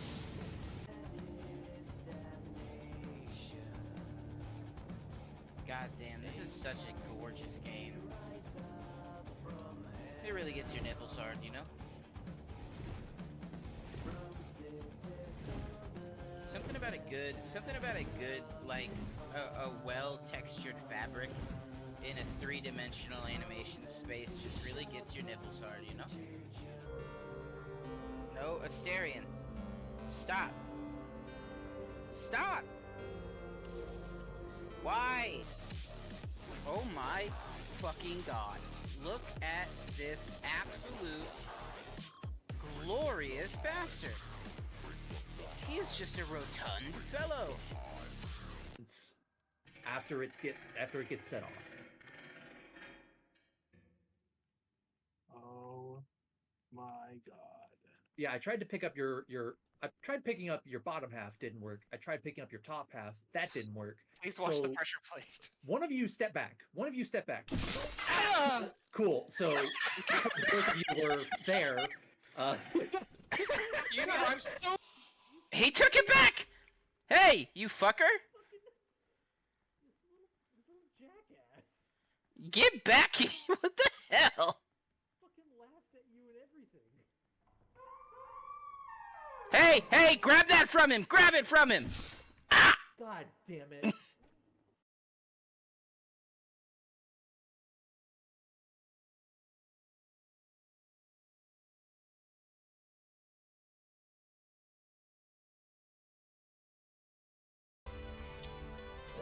I would let Withers do unspeakable things to me, probably. I thought it was gonna be either a crab or a salesman. It was a crab. Introducing the dragon in 3, 2, 1. I walked!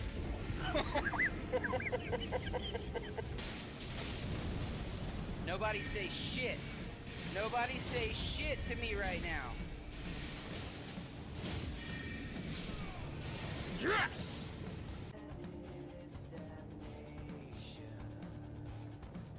God damn, this is such a gorgeous game. It really gets your nipples hard, you know? Something about a good, like, a well-textured fabric in a three-dimensional animation space just really gets your nipples hard, you know? No, Asterion. Stop. Stop! Why? Oh my fucking god. Look at this absolute glorious bastard. He is just a rotund fellow. After it gets set off. Oh my god. Yeah, I tried to pick up I tried picking up your bottom half, didn't work. I tried picking up your top half, that didn't work. Please watch So the pressure plate. one of you step back. One of you step back. Cool. So because both of you were there, You know, I'm so... He took it back! Hey, you fucker! Get back here! What the hell? fucking laughed at you and everything. Hey, grab that from him! Grab it from him! Ah! God damn it.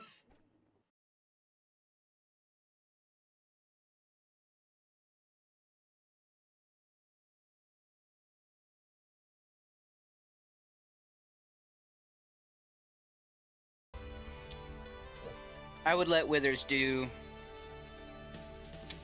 unspeakable things to me, probably. I thought it was gonna be either a crab or a salesman. It was a crab. Introducing the dragon in 3, 2, 1. I walked!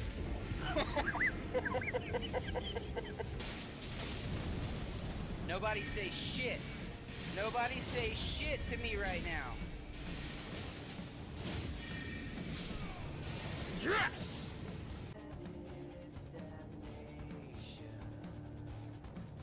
God damn, this is such a gorgeous game. It really gets your nipples hard, you know? Something about a good, like, a well-textured fabric in a three-dimensional animation space just really gets your nipples hard, you know? No, Asterion. Stop. Stop! Why? Oh my fucking god. Look at this absolute glorious bastard. He is just a rotund fellow. After it gets set off. Oh my god. Yeah, I tried to pick up I tried picking up your bottom half, didn't work. I tried picking up your top half, that didn't work. Please watch the So pressure plate. one of you step back. One of you step back. Cool. So because both of you were there, You know, I'm so... He took it back! Hey, you fucker! This little jackass. Get back here! What the hell? Fucking laughed at you and everything. Hey, hey, grab that from him! Grab it from him! Ah! God damn it.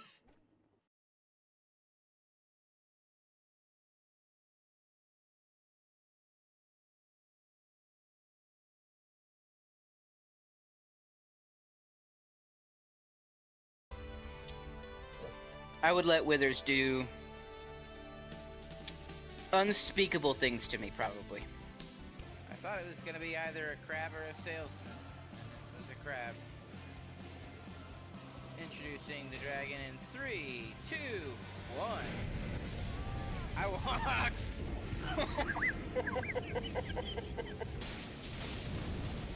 Nobody say shit. Nobody say shit to me right now. Yes!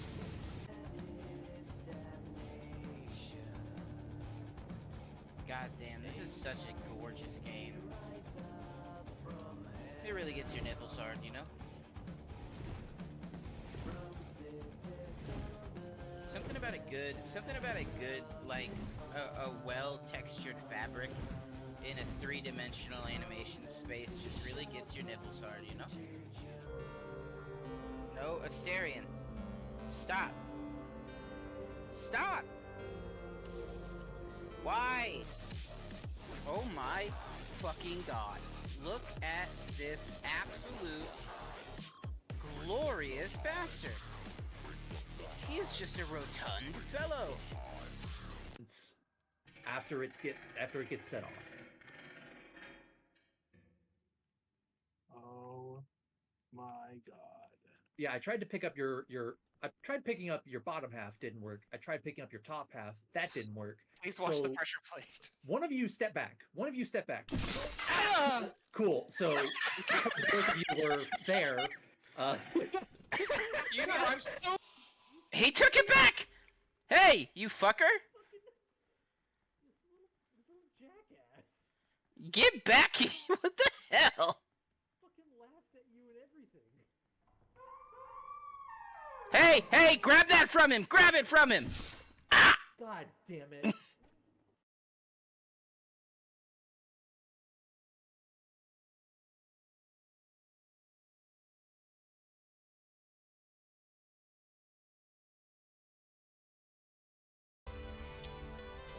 I would let Withers do unspeakable things to me, probably. I thought it was gonna be either a crab or a salesman. It was a crab. Introducing the dragon in 3, 2, 1. I walked.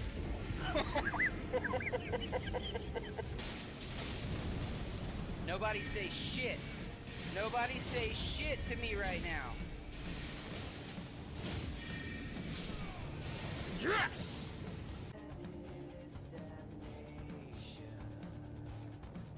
God damn, this is such a gorgeous game.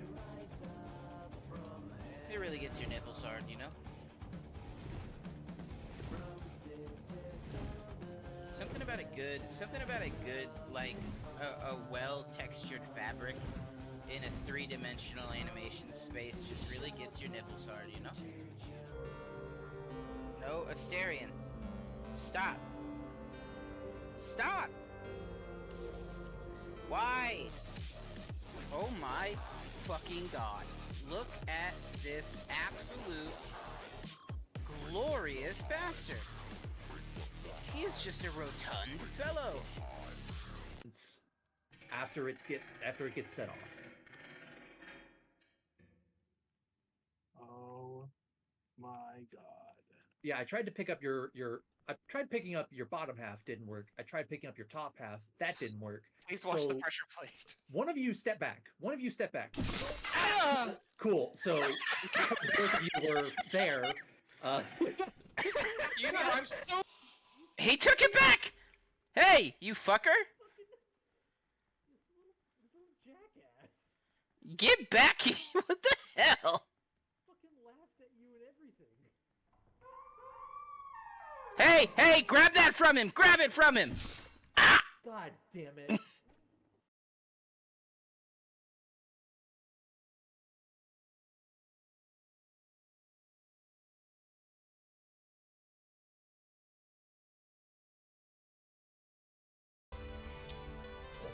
I would let Withers do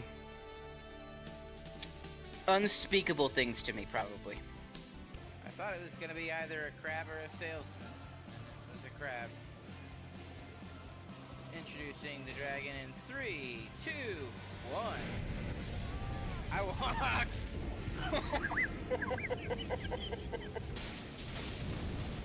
Nobody say shit. Nobody say shit to me right now. Yes!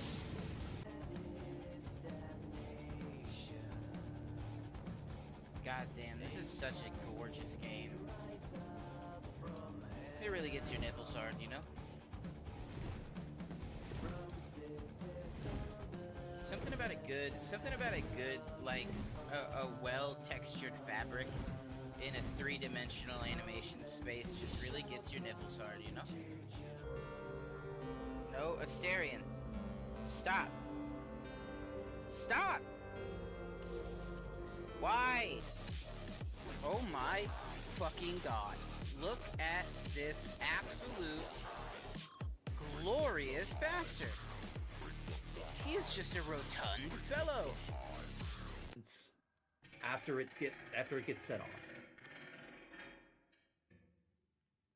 Oh my god.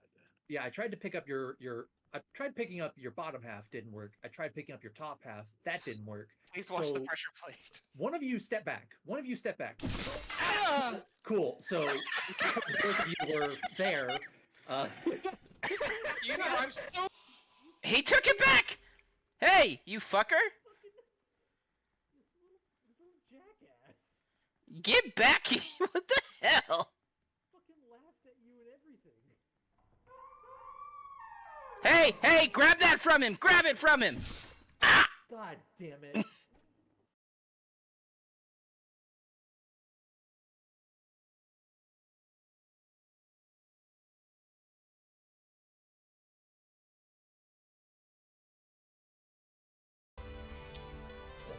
I would let Withers do unspeakable things to me, probably. I thought it was gonna be either a crab or a salesman. It was a crab. Introducing the dragon in 3, 2, 1. I walked.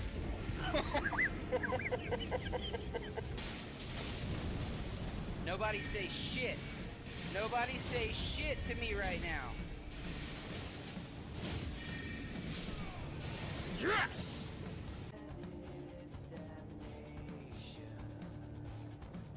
God damn, this is such a gorgeous. Welcome back to episode 3, March of the Hollow Choir. We are now in part 2 of today's stream. After a brief intermission, we shook out all of the cum jokes. There will be no more moving forward. And we are just ready to get going. When we left for our intermission, our party has found themselves surrounded by a band of rot priests, 4 of them to be exact, as well as a small militia of hollow mere. So, with that, I would love to get this session's first initiative roll out of the way. So, let's go ahead and roll initiative, everybody. Time for combat. And that one. Remember, you get a +1. You get a +4 if from me. That's awesome. Right. And DM, I do have an outside stream question. Hit me. I redeemed hats off to you about 30 minutes ago. Where's my hat? I will get a hat. You know what? My mod will go grab a hat.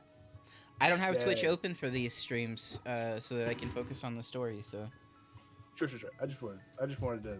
You do not have to do it. Now it's a headset. oh, hey, bam, hat right behind me. Hat. Perfect. Tiny ears hat. Yeah. And I'm not gonna, but if I wanted to, because it's got a little ring, I could hang a Labubu from it. Just walk around with a little Labubu hanging off my head. Don't shake your head. You don't get to choose what hat I put on. All right. But yes, back to the game. Before we were so rudely interrupted by a hat redemption. Yes, we're rolling initiative. Sorry, I rolled mine. You guys rolled yours. Hayes, what'd you get? 27. God damn. Okay, Laurenial. 11. Okay. I wrote 121 for some reason. Valideus. I got a 7. All right. Circle Breaker. Also 27. God damn. Beady The boots highs and on. lows. All right, Hayes and Circle Breaker, you are gonna be up first. You rolled the same initiative, so we can do this one of two ways. Each round, you guys can collaborate on what you'd like to do together, and determine who goes first based on what you want to do, or we can just determine right now who has the higher dexterity. That person's gonna go first each time.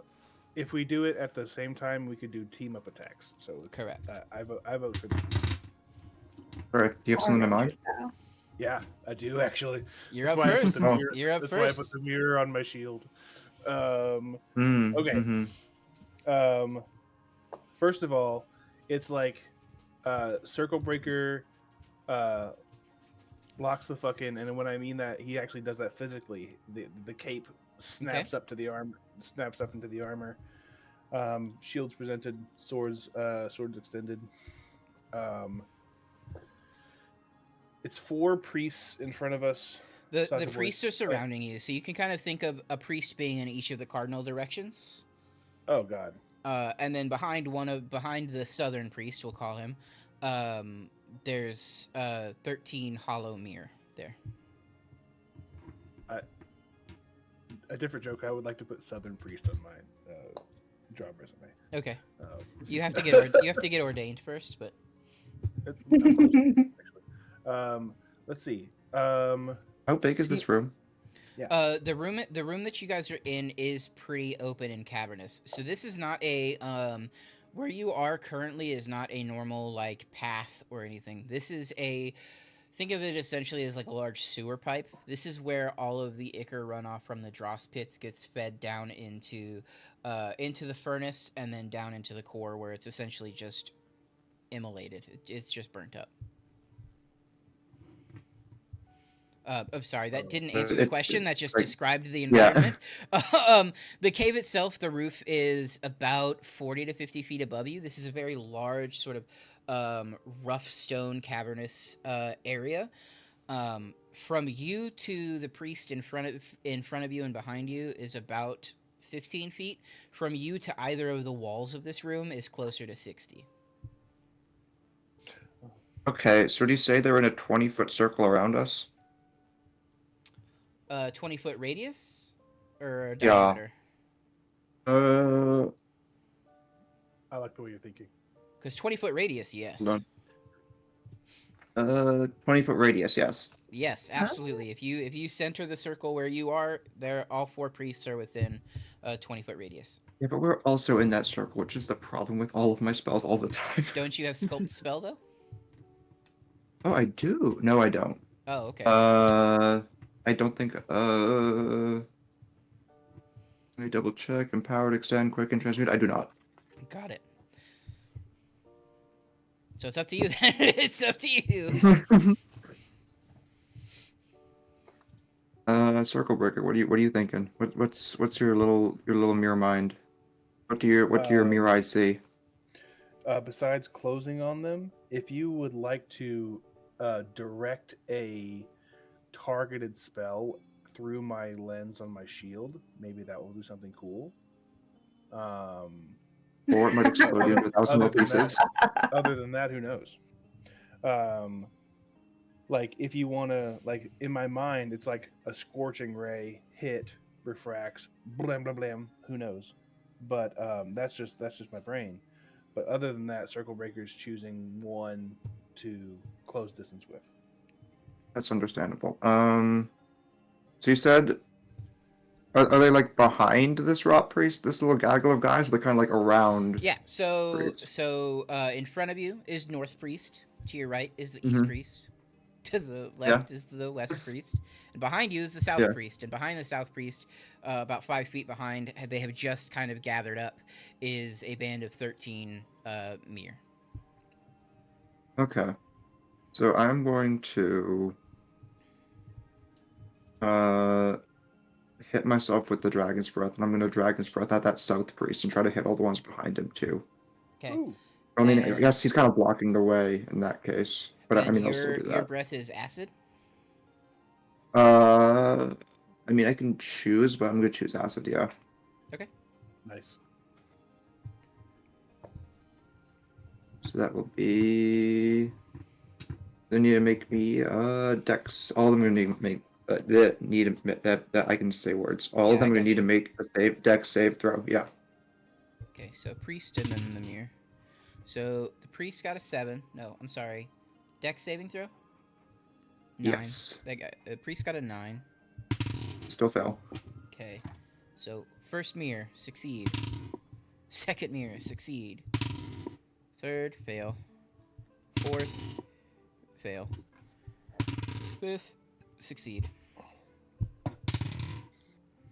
Succeed.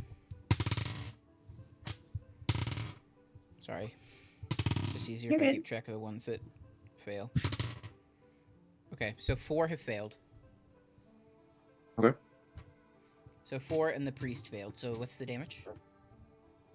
It's going to be. This is 4th level. It's going to be 5d6. I think half. Yeah, 5d6, half on a fail, or half on a success. Okay. That's going to be the ones that failed are going to take 23. Okay. And the ones that succeeded are going to take half that, rounded, I assume, down. Yeah. So It doesn't say, so I'm assumed down. So the first thing that you notice is you exhale this plume of acid, and it washes over Mhm. all of these bodies.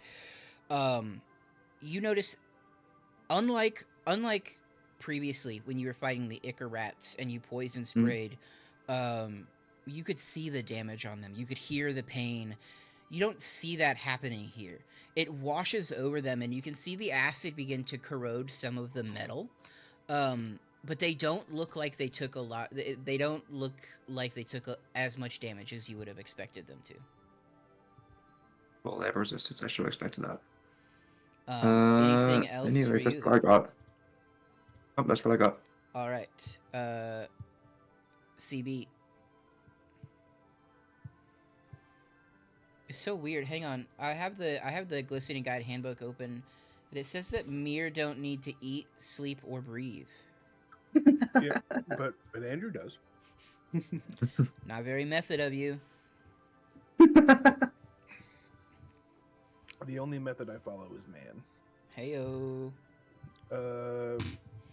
Because I got high. Let's see.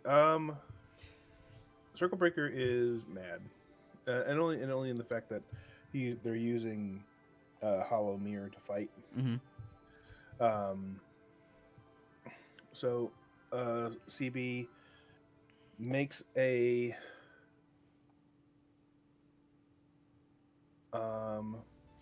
sorry, I'm looking at my wrong thing. The 4 of us, 1, 1, 1, 1, and then the 13 Mir behind.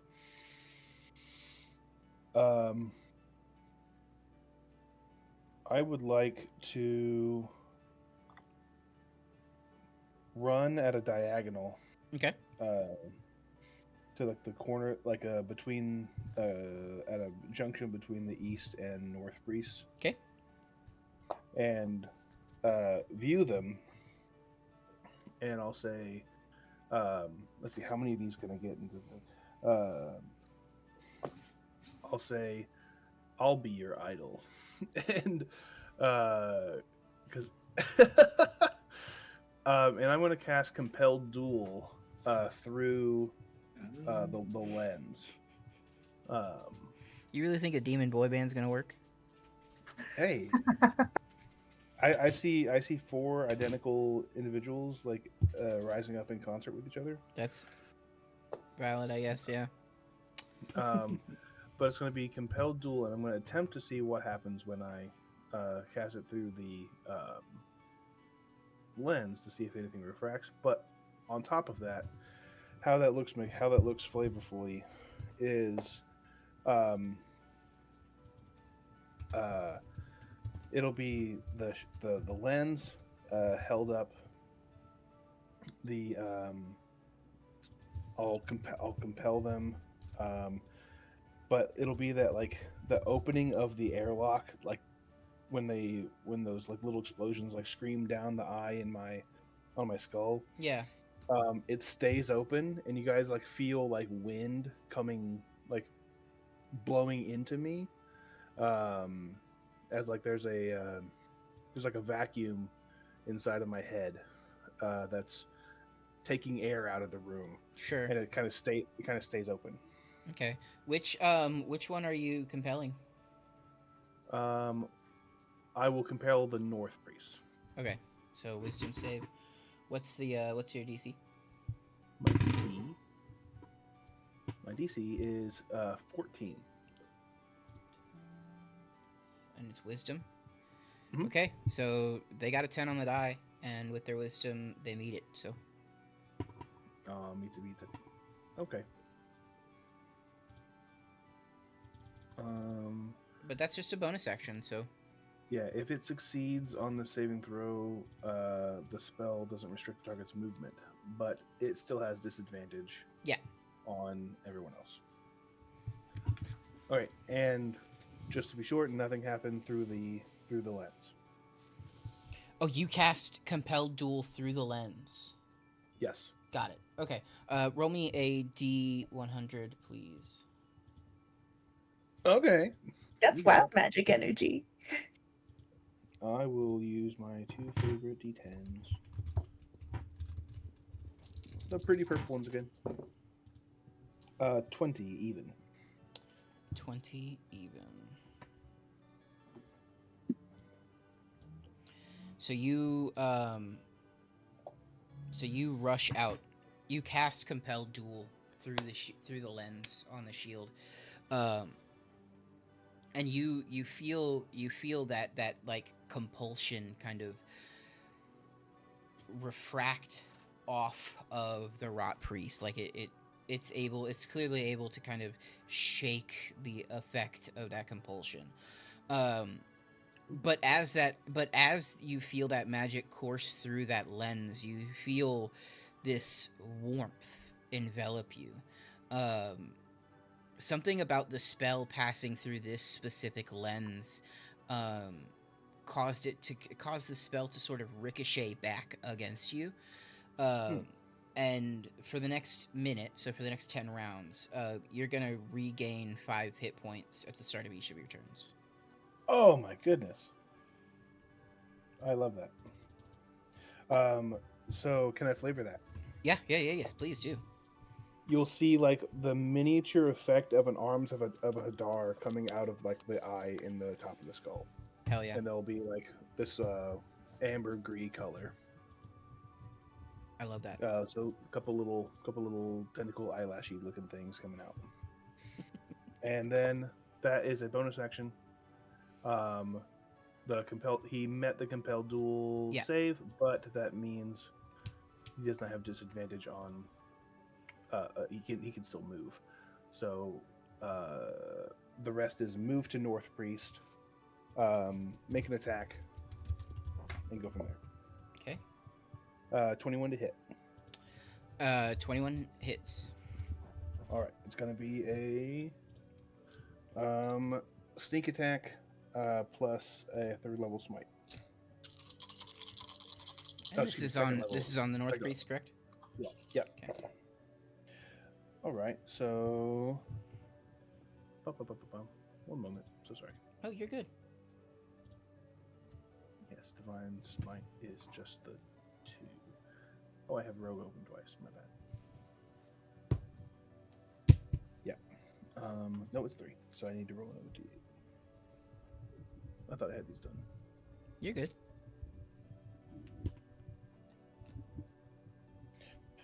Okay. So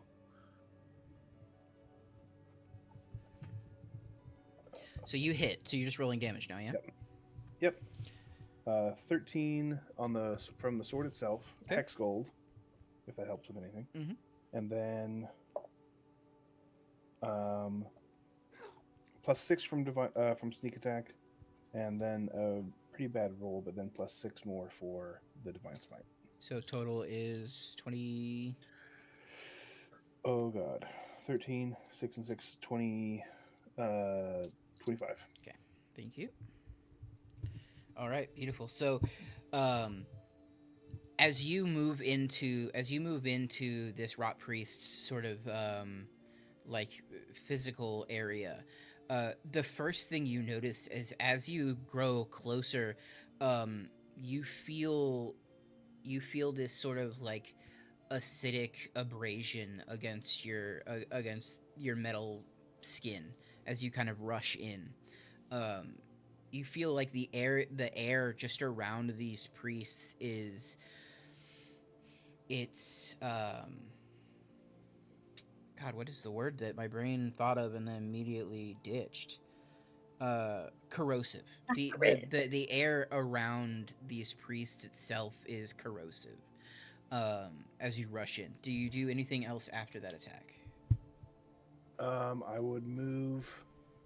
I don't because I have a second attack. First of all, Do you, even though you already took the Um, bonus action? bonus action. Yeah, I have a. I don't have to use a bonus action to attack again, do I? I thought It's just second I just attack get two was... attack. I just get 2 attacks Okay, cool. Go for it. as a paladin of 7th level. Just hit me. Just hit me. 20 to hit, Yep. and then I'll do another 2nd level divine smite. God damn. Okay. Wait, hold on. Let me make sure. Yep. It's the spell ones like the branding smite and stuff that takes the bonus action. Yeah. That's much better. 13 off the smite damage. I didn't even roll to hit, and that's another 25 on that hit. Okay. Yeah. Beautiful. And then because I do not provoke attackers' opportunities from the creature I've hit, I will move 10 feet north of it. Okay, so you were out of that. You were out of this inner circle. Got it. Yeah. Anything else from you?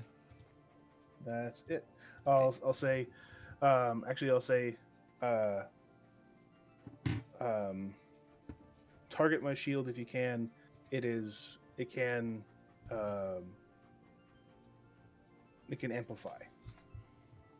Okay. And then I'll just sit there. You all see Circle Breaker kind of rush forward, cast this spell, attack this priest, and then rush away. Then in this moment of I guess brief moment of silence immediately following that, immediately after you hear the splashing of Circle Breaker's footsteps through this ichor, you hear the throat singing stops. The vibrations in the water cease immediately as one at a time all 4 of these priests reach down and they scoop up a handful of this ichor. You see it draining from their hands, and you see them close their grip, all 4 of them at the same time. They all close their hands into a tight fist, and when they open, dust, this black and green powder, falls from their hands and begins to spread across the surface of the ichor like a fog. And I need all of you, except for Circle Breaker, who left the circle, to roll me a Constitution saving throw. Is 4 this of to them. resist 4 of fire them. resist? I'm sorry? Oh no. Is this to resist fire resist? No.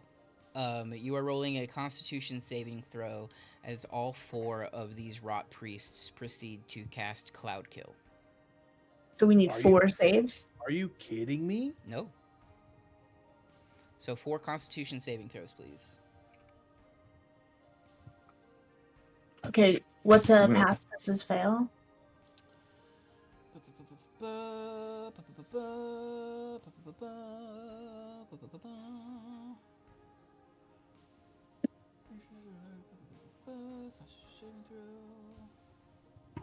So there. I'm so sorry. I'm finding their DC on the sheet that I was given. You're all good. I got my 4 rolls ready. Tell you how much we suffer. Yeah, my first one done. Not one. Okay, the save is 15. Sorry. So if you get higher than a 15, you'll take half of this damage. If you get lower than a 15, you will take full damage. And you should know that rot priests ignore necrotic and poison resistances. Question: Oh. Are we rolling 4 times then? Yes, you're gonna roll. You're gonna roll 4 times, and I'm gonna roll this Okay. damage 4 times. Okay. Okay, so damage 1. God, that was a shockingly low roll. The first one is 14 points of Okay, damage. so that's 7.5. This Okay. rot priest spells overlook resistances to poison or necrotic damage. So Yeah, I passed the first one, so just having it. okay, 6, 8 plus 7, 15. Ugh, the second one is 21 points of damage. Nice. Ooh, okay, so half to Yep. 10. Take all that one. Okay, terrible roll again. Lots of ones. 7. The third one is 16 points of damage, Okay. and Half to 8. the fourth instance of cloud kill is a flat 20 points of damage. So, honestly, I could have rolled a lot higher, and I didn't. Lorena looks really bad. A bummer. Yeah, same. As this circle breaker, you see as these clouds form in front of these priests and rush in and swirl around your party. As this happens, you hear that hum, that throat singing begin again as the swirling mist forms around the rest of you. You hear in this low guttural voice that vibrates, that literally you can see the vibration through the liquid, as this voice booms through the cave. The small one has them. Find the small one. And then you hear all at once this chittering as all 13 of the mirrors split from behind the South Priest and begin to rush around the circle of priests. Circle breaker, you see as 2 small waves of these these hollow, sort of blank expressions, these pretenders to the mere lineage, almost. These husks of your people are kind of clamoring and rushing towards you. You notice that their movements are feral. Their hands are dipping into the ichor as they're rushing forward. They are not running purely on a bipedal sort of manner, right? They're clamoring towards what they were told to find. You having run 20 feet out of the circle means that most of them can't get to you on this turn, which is good for you. But 4 of them the 4 that were closest to the edge are able to make it, leaving 9 of them farther back around the circle. The first one rolled a 19 to hit as it lashes out with this sharpened piece of blackened metal. Does a 19 hit? 19 meets, but I'll use my reaction to make it a 23. Make my AC 23. Okay, got it. So its second attack is a 21, so it's going to miss. So the second mirror rushes up. This one has 2 of those glowing pauldrons. And as it rushes up, you see this bright flash of light from its hand as it reaches out and attempts to grab you. 1 second. So sorry.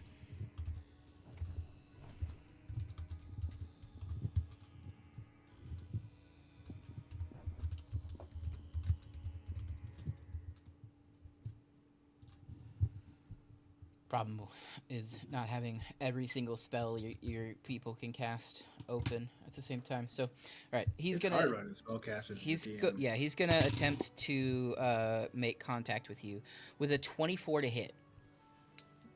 That does hit. Okay. 1, 2, 3, 5.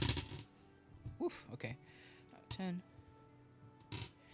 So this mirror reaches out. You see this bright flash of neon green course through this mirror's hand as it places its hand directly across your chest, like it's a wrestling slap. It just makes firm contact.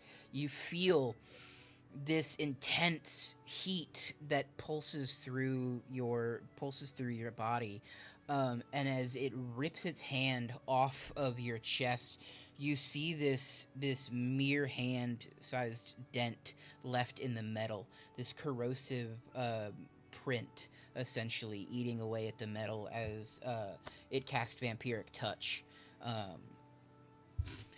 Sweet spell. It is a pretty sweet spell. The third mirror rushes up. No weapons, just its bare claws. God, I rolled a 4, so it's gonna miss. But its second attack is literally another 4. I rolled 2 4s in a row. So then the fourth and final mirror claws out. Then 18 on the die for a 25 to hit. Okay. And then second hit, miss. So all right. So as the mirror strikes you, you will take 6, 7, 8 points of poison damage, and I need a Constitution saving throw to save against the Phyresis. Okay. You also did not give me necrotic damage from vampiric touch yet. Oh, I didn't? Nope. I rolled it and then didn't give it to you. Okay, so I'm gonna re-roll it then. All right. Con save is a 21. No, excuse me, 23. Nice. Yeah, 16 points of necrotic damage. Sorry. Thank you. And what did you roll on the con save? 23. Yeah, okay, so you save. No problem. No problem at all. Oh, wait. The rest of the mirrors spread out around. The other mirror that has those glowing pauldrons, it reaches its hand into the ichor, it almost as if it's punching the ground. And I need those of you in the circle. 1 second.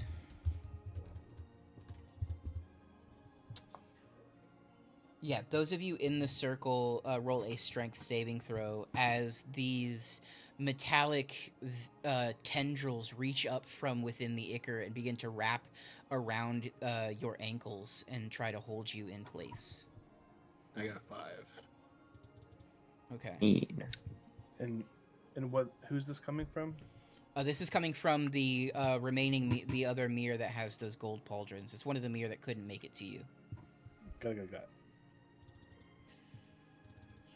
Okay, if you rolled lower than a 13 on your strength saving throw, you are restrained, and in order, and on each of your turns, you will have to make a strength saving throw as your action if you like to move. And movement is, movement speed is halved in that area unless you succeed on the spell save throw. On the spell save DC. So, who failed? Who rolled a 13 or lower? Or sorry, a 12 or lower? Okay, so Lorenial and Valideus, you guys are restrained. Hayes, you feel these vines creeping up, and you're able to kind of jump up and kind of stamp away to kind of stay out of their grasp. All right. That is all of their turns. So now we find Lorenial. You are in this cloud. Kill. I need to see if you take damage while She sure still does. in it or not. Yes, you start your turn there, so I need a Constitution saving throw again. Yeah. Spell This save. might kill me. Spell save 15. Ah, okay, we just made it. Okay, so you're gonna take half damage.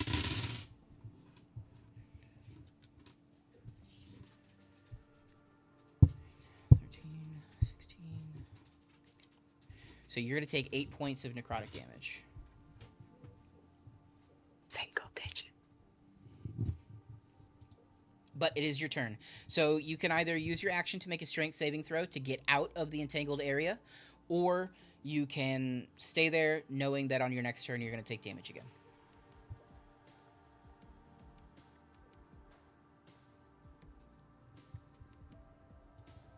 But it is your turn. Okay. Yeah. It is my turn. Okay.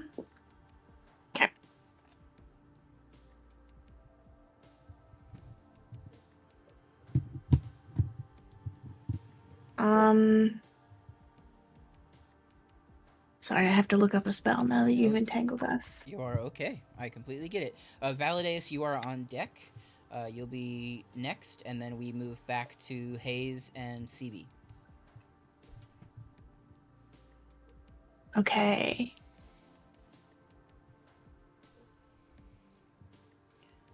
Okay, so it's only for one person.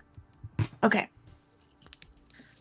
I feel like Lorenial sees this and she sort of knows that this is the last stand. Mm-hmm. She's gonna look over at Circle Breaker and say, "You must not get captured. You must not be changed. Are you prepared to destroy yourself to prevent that?"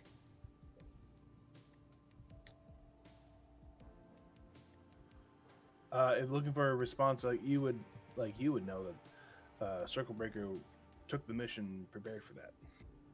Okay. She's gonna try to stay alive then.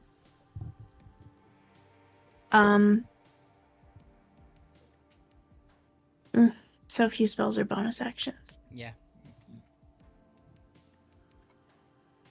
Okay.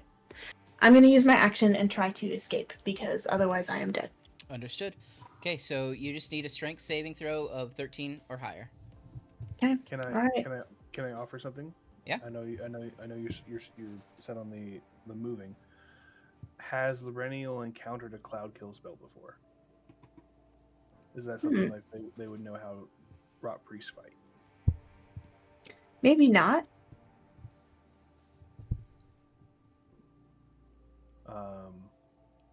Okay. You... There's a outside of D&D, like there's a really interesting way to get rid of it. And druids can do it all the time. It's but I don't want to metagame or anything. But like as a druid, I think I don't really have any like wind spells or anything like that though. Oh yeah. Were you thinking of Gust? Oz? Gust is a good one. Yeah. I took all the nature themed stuff. Sweet. All right. So Lorenial, you're choosing to stay alive. How so? What are we doing? You know what I'm gonna do? I am going to burn one of my 4th level spell slots. Okay, so you're using your action for a spell instead of your action to try to break free? Yes, I'm gonna cast Freedom of Movement on myself. Okay. That does it. Hey, that'll do it. Hey, guess what? That'll do it. I was hoping to find some way to help other people also in this turn, but I think in this moment I got a rock. So I'm gonna move up to the north, which is where we are trying to go, right? Yeah. And I'm You'll I'm be gonna moving try and get towards Circle past. Breaker. Yeah. Okay. Yeah. Go ahead and you know what? Let me roll. High or low, Laurenial? Hi. Okay. Go ahead and so you cast freedom of movement. You burst through the fog, rushing north. In that moment, it doesn't occur. It doesn't occur in this split second that you're gonna have to rush past one of these rot priests to get to the north where Circle Breaker is. Mhm. Does an 18 hit you? It does. Okay. So as you rush out, this the priest, the North priest that had been attacked by Circle Breaker, breaks his hands apart, and as you rush through, he just reaches out and tries to stab you with the claws at the end of his hand. At disadvantage. With disadvantage? I have the compelled duel on. That's right. So an Okay, that might save my life. Okay, but An 18 does. An 18 hit, so a 21 is gonna hit. So, Oh, so you will take only 4 points of damage, but I'll need a Constitution saving throw. 4 points is exactsies. No. Oh shit! Laurenial drop. So you rush forward, you break free. CB, you see the rest of you. You see Laurenial's silhouette break from the fog. You see it vanish from view. Circle Breaker, you see Laurenial break free from the fog. You see the fog part, and you see Laurenial's gleaming armor kind of rush through that spear leading the charge. And as they break through, you see almost in slow motion for you, the rot priest reach out and is able to drive 2 of its claws directly beneath the ribs of Laurenial as she makes 2 more steps and collapses unconscious into the ichor below. Can I use a bonus action, or am I dead now? Tell me what the action would be, and maybe we can rule cool it for sure. I could wild shape. You could. That's technically not a spell, so I think I could still do it. That's up to you, though, James. If I'm dead, I'm dead. I'll say this. I will say this. You feel the pain in this moment, Laurenial. You know that a way you could save yourself is by changing form. Okay? So, in this moment, I will let you push through that pain. You wild shape. But if you fall unconscious again, one of your death saving throws is an automatic failure, almost as if you have pushed yourself beyond that limit to accomplish this. Okay, very cool. What are you wild shaping into? I think Laurenial doesn't wild shape almost ever. She has maybe tried this once before. Okay. She uses it only to summon the dinosaur, right? And so this feels very foreign. It feels like a way to almost force the magic to do something it doesn't normally do. And she's going to transform into like a creepy skeletal bird, something that flies around in this swamp zone of, New Phyrexia here. Oh, heck yeah. So Circle Breaker, you see Laurenial. She gets stabbed, she drops, and as soon as her head is about to meet the ichor, as soon as she twists and falls, her head makes contact, and then immediately you see this, like, Laurenial, what does it look like when you wild shape? Like, what does it look like for you? Some druids, they, their whole body changes form. Sometimes they just vanish and the animal appears. What does it look like for Laurenial in this moment? What does Circle Breaker see happen? I feel like at first you might not be able to tell whether I am in this moment dying or changing into something else. I shrink a little and almost sort of melt into like a, butterfly in a chrysalis puddle of possibility. And then all of a sudden, whoosh, this like horrible vulture thing, skeletal neck bones and stuff comes out of the puddle. Hell yeah. Sick. Sick. I'm imagining Sick. like the only Phyrexian bird I can think of right now is like that thrumming bird, Yeah. or whatever. Yeah. That's the only one I can think of. That's rad. That's so cool. All right, you are now a bird. Valideus, it is your turn. You can use your action to do a okay. strength saving throw, or you can stay there. I will, I think, use my action to immediately try and break out of this hole. Yeah, sure. Strength saving throw, DC 13. Ooh, it's a 9 plus. I got a 10 total. Oh, Damn. actually Okay. 11. No. So you are still trapped. You are still trapped in place. You can use you have a bonus action. If you have a bonus action, you can do something. I will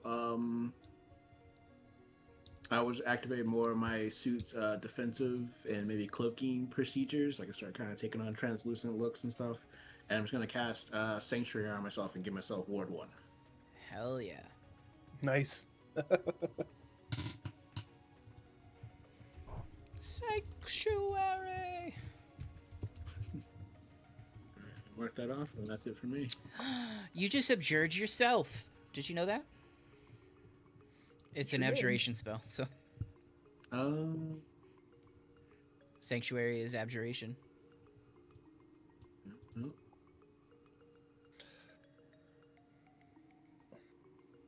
Okay. All right. So that is Valideus. We are back to Haze and Circle Breaker.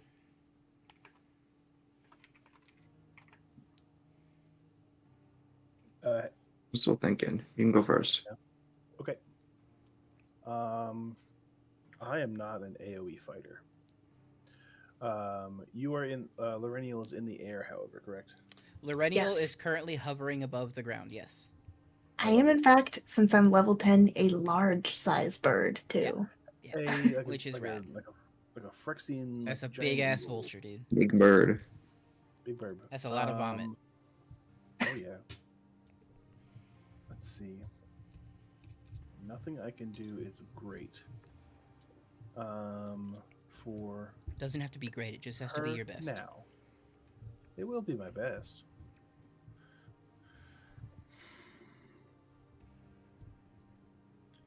Let's see.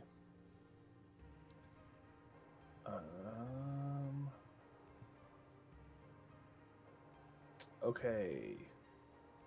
I'm going to wait. Oh, let's go. I'll go to. Let's see. I'm going to. So the compelled duel is going to wait. Make sure. God. Gosh darn it. You know what? Take a second to figure out what you're gonna do because I forgot that Valideus. I need a Constitution saving throw when you started your turn in the Cloud Kill. I'm so sorry. Yeah. Con save. Oh, we're starting our turn in 4 cloud kills? I'm sorry. We're starting our turn in 4 cloud kills, starting up of each other. Do we need 4 con saves? Yeah. Sorry. Oh, yeah. For this round, we'll just do 1 because I messed up and that's my bad. I forgot my trigger. You guys shouldn't be punished for that. I would have been I so got- dead. I got 23. A 23? Okay, so you succeed. So you'll take half of... You'll take half of 17. So, what is that? 8. 8? Yeah, you'll take 8. Okay. Okay. So do you want me to just roll the 1 or should I roll 4 now? You'll just roll 1. Yeah, for this round, we're just doing 1 because it was my fault. That's a big old 9. Okay, Haze. 4 cloud kills. God, yikes. Okay. 10 plus 6, 16. Plus They do 7, move away 23. though. Yeah, they will. They move away on the Rot Priest's On turn. their turn. Is it 23? Yeah, 23. So if you succeeded, Ah. you take half of that. I did not succeed. I had a 9. Okay, yeah. So you take 23 points of necrotic damage. 3 hit points. Okay. Yo!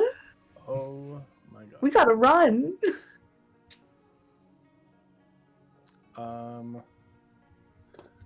You want to have healing? Oh, me. Oh, yay. Da, da, da, da, da, da. I can cure a wound. Oh, that's what I'm looking for right here. Okay, Lorenial is past me. They're all in the clouds.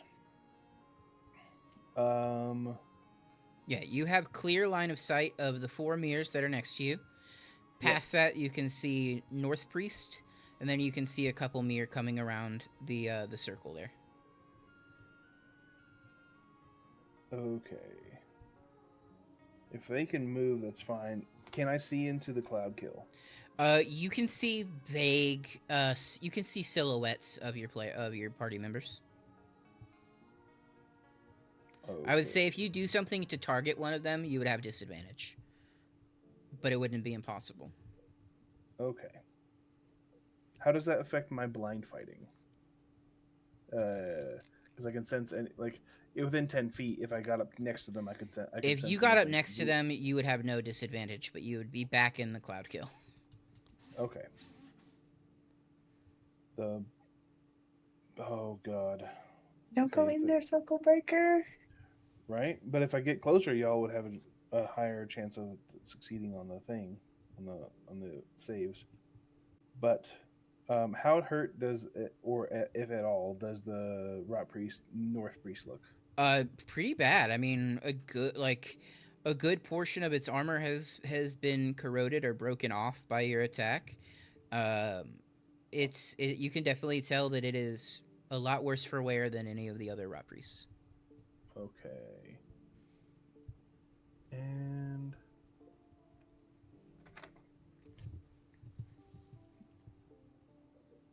all right. And then I'll go back to the Rot Priest. Mm-hmm. Well, at least I'll run my attacks on the Rot Priest again to try to get that out. Okay, so you're gonna accept the attacks of opportunity from the mirror.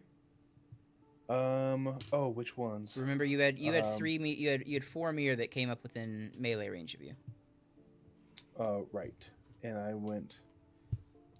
No, I can bonus action disengage. Boom! There you go. And pop up to the Rot Priest. Okay. Priest. 2 attacks. Yep. 19 to hit. 19 hits. It's just going to be. I do not have disadvantage on anything. I don't think. Correct. Currently. So it's going to be a 10. It's going to be 19 damage. Is Cloud Kill a concentration?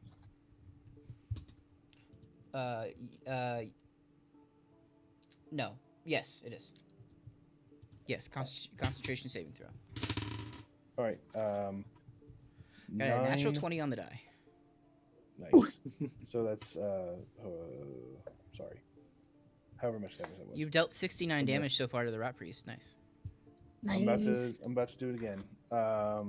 It's going to be a second attack. Yeah. And I will branding smite this time. Ooh, okay. Down to 1 second level left. That is incredible. That is a 19 to hit. Yeah, hits. And 9 plus. Oh, I don't get sneak attack again. I was on the wrong one. Sorry. So it's 9 from the sword, and then 17, 24. Sorry, is that 24 fire? I think branding smite is fire. Sorry. It's radiant. Okay.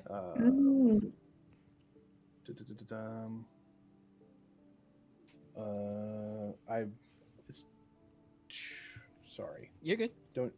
It was God, just from the weapon, it was 12, I believe. I rolled the wrong dice. Okay. I thought it was D8. This is back to D6. Yeah. Go ahead and roll the smite damage, and then Hayes, you're on. Smite damage is 9. The target becomes nine radiant damage, and the target can't become invisible. Okay. How do you want to do this? What does it look like when you kill this rot priest? It's going to disengage. Yeah. So Slash you through to- break through this. slash You through break the through this knees. small wall of mirror, right? And you rush up. Yeah. And then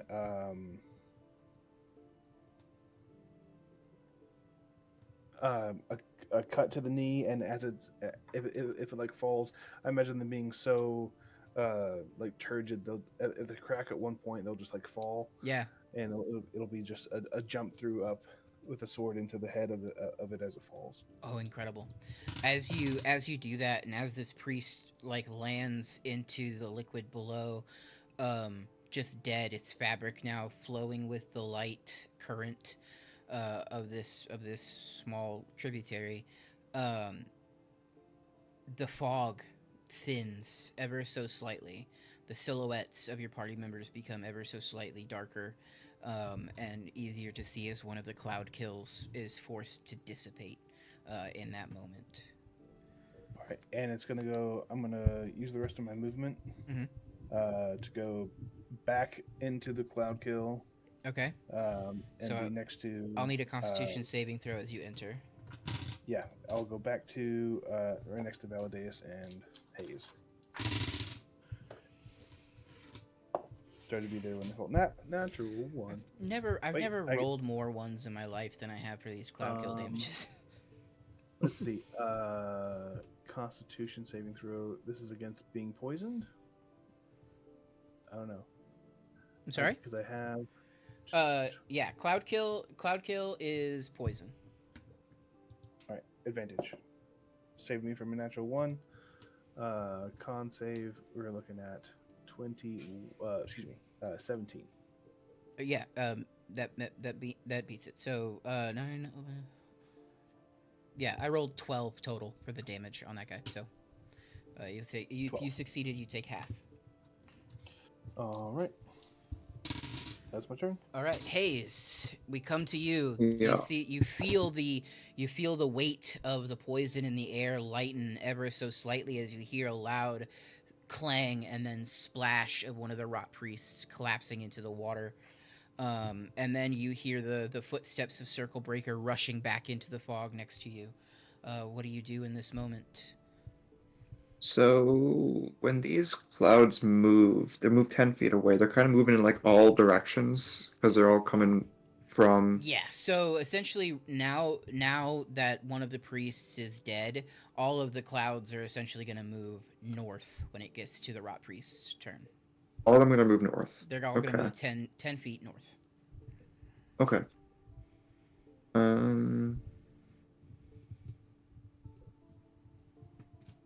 Will have to move from me. That I'm saying words. Okay. Anyway, I will. I'm looking at all my spells, and they all do acid or poison damage. Which is not ideal in this moment. Except Didn't you take transmute spell though? Can't you change the? I did. You're You right. can change the effect to whatever you want, buddy. Yeah. True. The beauty of being a sorcerer. Yeah, I have no idea what I'm doing. Thank you. Yeah, this game's hard. I don't know why I keep playing spellcasters when I always just spam the same spell over and over because I don't like having choices. Ain't nothing wrong with that at all. Valid choice. I guess in that case, I love an esoteric utility spell. I'll cast, yeah. We'll use one of my sorcery points, Ray, to cast, or well, I guess I have to cast the spell first. I'm gonna cast Ray of Sickness. We'll do 4th level. Why not? Big damage if we hit. Sick. That's gonna be a +8 to hit on guess the south guy will hit that one again because I already damaged him. That will be. That's the 12 to hit. A 12 to hit does miss. That's what I thought. If I try to get out of these clouds, will I provoke any attacks of opportunity? Try to get out of the clouds? No. Yeah. If you head Yeah. north because you know that that priest is dead, Mhm. no attack of opportunity. You just know that the clouds will follow you. Yeah.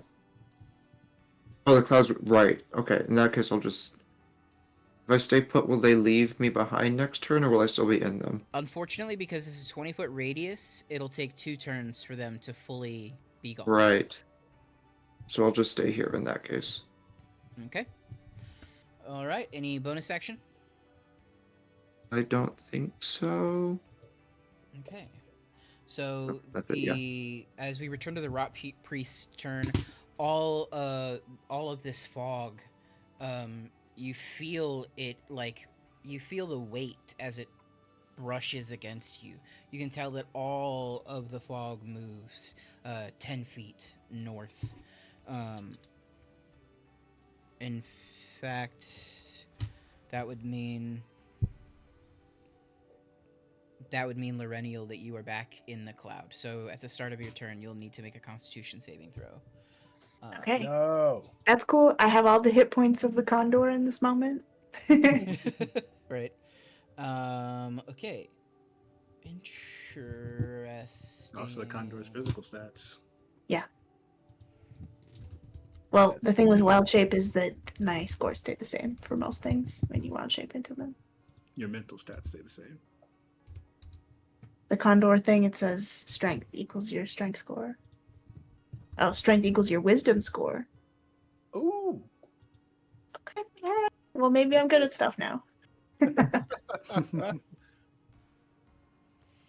Okay. So, as it returns and as those clouds move, let's see. I don't think any of them want to break their concentration. And so I actually don't think that they do. You do have the 4 Mir that were up fighting against Circle Breaker, and they rush towards you, Lorenial, as the Condor. The first one swings with its piece of scrap metal with a 16 to hit. My AC is 11 plus wisdom, which is wisdom is plus 5, so I'm 15 AC. Yes. Okay, so the first one hits. The second one also hits. So 2 attacks. Because they both hit, I'll need Constitution saving throws for each hit, as this piece of oiled metal strikes into you. But you'll Okay, take so I add 5. you'll only take 3 points of damage total, but I'll need 2 Constitution saving throws. Okay. So I'm at 33 hit. 2 con saves. That's an 18. Totally And that passes. one's a nat 1. Okay. For a total of what? It's a skill check, so it's not an automatic fail. 6. Okay, so it is still a fail, unfortunately. So, you feel that oil course into you. You know this sensation. It's a little bit worse than last time. You are at Phyresis level 2, essentially. All right, and then that's them. The other Mir, seeing Circle Breaker rush in to the Cloud Kill, all turn their attention inward. So the 9 Mir rush into this cloud as well. They will have disadvantage on attacks, on melee attacks, or anything that needs line of sight, as they have entered into this cloud. All right. So, all of you in the cloud will be essentially attacked by 2 of these guys. Sorry, I have another annoying thing that the condor does. I No, have hit me. advantage on saving throws against disease. Hell yeah. Okay.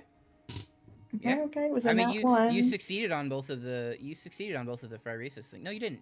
You failed on one of I them, didn't you? I failed one. Yeah. Yeah.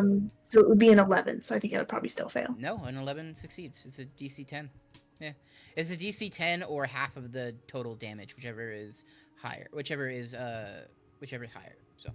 Terrified of that phyresis. Okay, go ahead. Sorry. No. You're good. I appreciate you. I appreciate getting it fixed. I don't want any of you to die if you don't actually have to die. Okay, so 2 of the mirror rush in towards you, Valideus. They both have disadvantage to attack.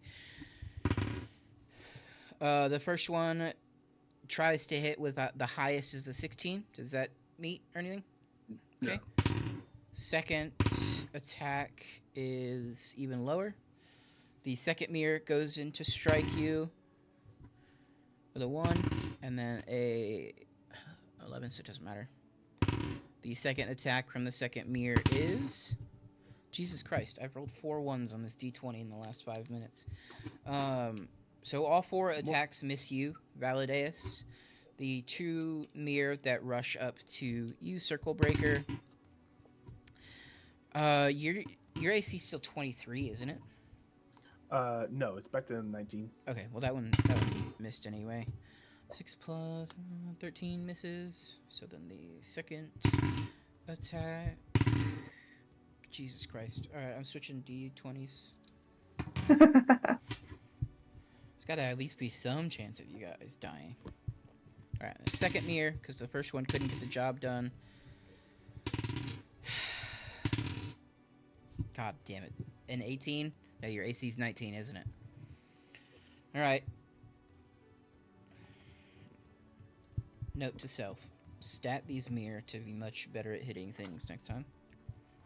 The 2 at you, Hayes. Lowest roll on that is a 17. Does that hit? It does hit. My AC is 16. Okay. Its second attack, it got a 15, so it missed. So you'll just take the one hit. It's 2 points of necrotic damage as it strikes you, and I need a 1 hit point. And I need a Constitution saving throw, please. Constitution saving throw. Yeah, DC 10. 14. Okay, so you succeed. You stave off the oil. Okay, boom, boom, boom, boom. That's all of the mirror. That's all of the rot priests. It is now Lorenial, your turn. The first thing I need is 3 Constitution saving throws from the Condor. But you have advantage. I'm going down on my. You have advantage on them. Okay, 15. 16. Okay. 22. All 3 are successes. Thank God this bird has better stats than me. Yeah, I mean, you're still going to take half damage, but Yes. half damage is better than full. Especially when my d8s roll 1s, and only 1s. Not all of them, but 8, 17 total. So you take half of 17. Okay. So 8. And then it's your go. What do we got going? Oh, just one of them? Okay. In this moment, do we have any chance of maybe killing the other rot priests? 2 of them are still full health, right? 2 of them are full health. Yeah. You know 2 of them have been untouched. You know that they're putting all of their concentration into this spell. They haven't tried to do anything else that you've seen. And you know that there are mirror now in the fog with you. Okay. So whether or not you can make it, that's entirely up to you. I think I will fly back because Circle Breaker went back in. So I'm gonna go fly to the west side one. I think we have hit once. Yeah. No, you Okay, I hit will the fly south. over. You've hit the south, priest. Okay, I will go to the west side one then, and I have 2 attacks. Hit him. A beak and a talon. Okay, so this first one is the beak. Mhm. The attack modifier to hit, which is Vultures have +9. notably weak talons. Ooh, 18 to hit. 18 hits. Okay. And this one is 1d8 plus wisdom modifier. So 1d8 plus 5. That's pretty good. 6. Okay. I rolled a 1. Yeah, that happens. All right, and then Okay. the talons. The talons, weak. That's a 14 to hit. 14 for the priest just misses. Okay. And then I'd like to fly up, Okay. hopefully above any toxic gas What's that may float my way. What's your fly speed? My fly speed is equal to my move speed, which is 35. Yeah, so you can make it up out. You move 10 feet in to get by them, and then you just fly the other 25 up. So you are out of the cloud. You are hovering above. So your literal bird's eye view, you see three rot priests on the outside of this fog cloud in the center, essentially this dome. And you see you see silhouettes of large humanoid creatures as well as about a dozen or so small mere within the fog itself. Extremely creepy. All right, that's my turn. Alrighty. Valideus, I need Constitution saving throws from you. Okay. That is 13. That succeeds. And you get an extra. 17. You would get an extra +2 from me as well. Okay. 15 and then 19. Those all succeed, so you'll take half damage. Another 19. And You're rolling too many. Yeah, that was 3. You're good. I thought it was 4 of them. No, because one of the priests died. It's a okay. concentration spell.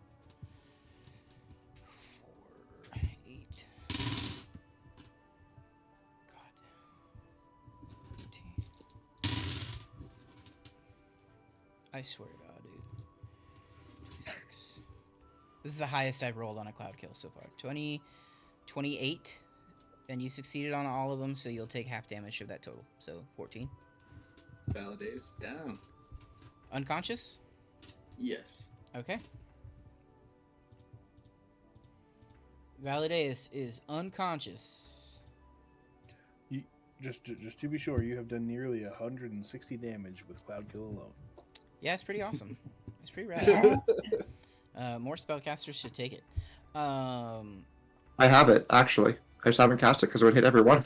Problem is Valideus. friends. Just like with Lorenial, if you have any bonus actions that you'd like to do as you go down, I would let you take a bonus action as you feel this poison like invade your lungs. I don't really have one. The only thing I was gonna do is maybe do an expeditious retreat, but that's not gonna work. Yeah. Okay. Got it. All right. So then you are unconscious. It's Valideus. We are back up to Circle Breaker and Haze. So we'll just start with Circle Breaker. I need Constitution saving throws, please. Just three. Just 3 of them. 3 of them. I have advantage. It's 2 17s plus 3, so 20 for the first one. Yeah. 22 for the second one, and a 19 for the third one. God damn. Yeah, you guys are blowing through these now. 12 plus 9 plus 6 is 27. So 27 total. So you take half of that. So 13. Okay. Hayes, you want to roll? It does not matter what I roll. I have 1 hit point. Oh, yeah, that's fair. Okay, Hayes, do you have any bonus actions that you'd like to do as you No. Are you sure? Do you have subtle spell? I have nothing. Do you not? You didn't take quicken spell? Oh, I did, but can I do anything with that? Not particularly. Quicken spell makes a action a bonus action, buddy. It does. Yeah, I know, but I don't know if I have any spells that would save me here. A healing spell? Even if it You doesn't could necessarily No. save you. Even if it doesn't You could necessarily fi- save you, right? You could fireball Uh-huh. right where we are, and it would. I also blow the don't have fog. fireball. Damn it! You could poison ball right where we are. I don't want to kill all of you. You're already taking so much damage. I don't want to kill Cloud all kill, of you too. but transmute it to fire. Yeah. Oh, jeez, that That would actually just blow the sounds whole place up. hellish. Yeah, Yeah. you can Breathe a imagine little like fire. Just a rolling Cloud cloud of kill. flame. well, Mm. also like just imagine that with like a skewed to force damage. Yeah. Like that Oh just- my god, you're just imploding constantly. You're just like you're just like that submarine, that billionaire submarine.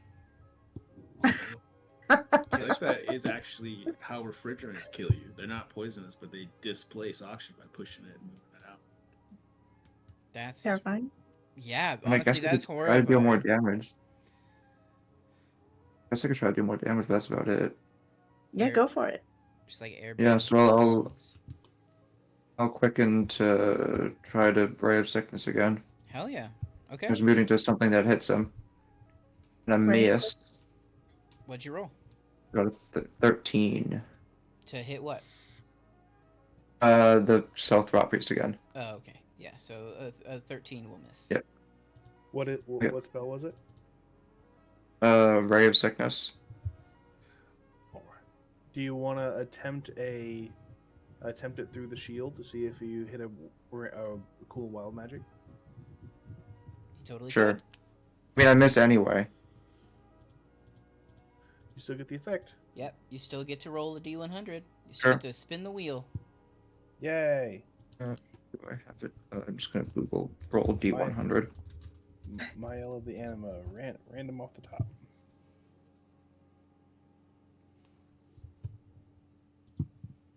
Why is there a 100? Where's a 100 button? D&D dice roller. Give me a 100. Where's the 100 button at? Where we go? Roll 51. Ooh, okay, we got a little bit higher.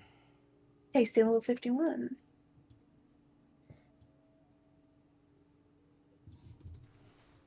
Huh. Yay! The DM went, huh?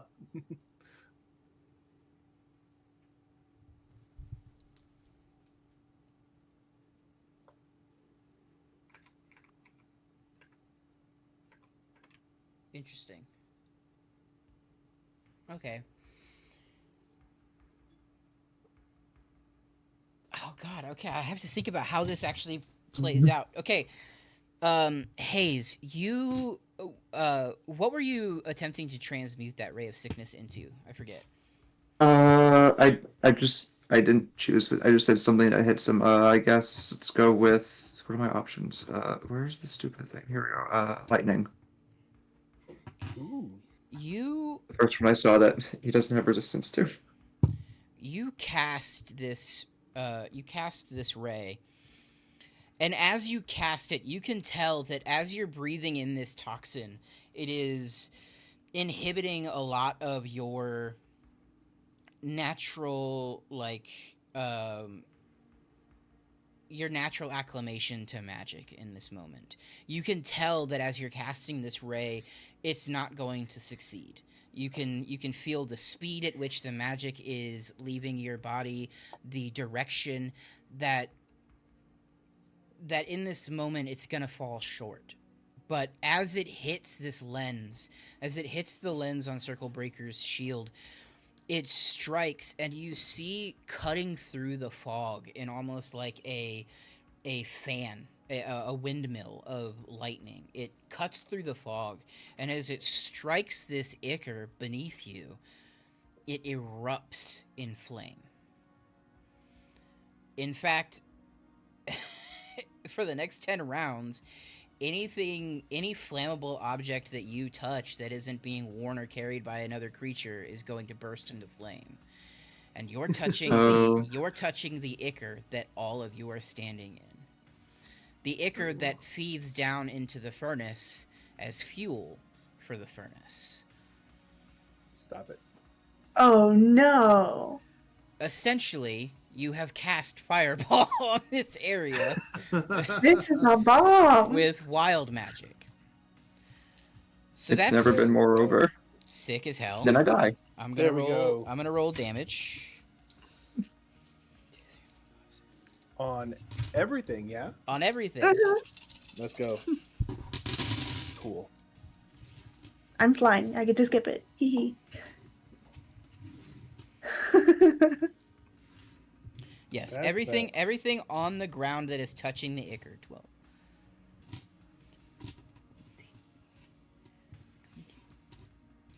Everything that is on the ground touching the Ichor takes 32 points of fire damage. No save? No save? No save on that? Uh, No you dex can save on have that? a dexterity saving throw at disadvantage. I'll take it. But Valadace is unconscious and Hayes is unconscious, so they take the full 32 points of damage. Mm-hmm. Well, they just take a Yeah. save, yeah? Yeah. Aren't those Alright. only for like melee hits? Ooh, hee. I don't know. What did you roll? I rolled it's a 18. Hayes, what's your spell save DC? 16, I believe. Okay, so you save, so you only Yeah, take half. You only take half of that damage.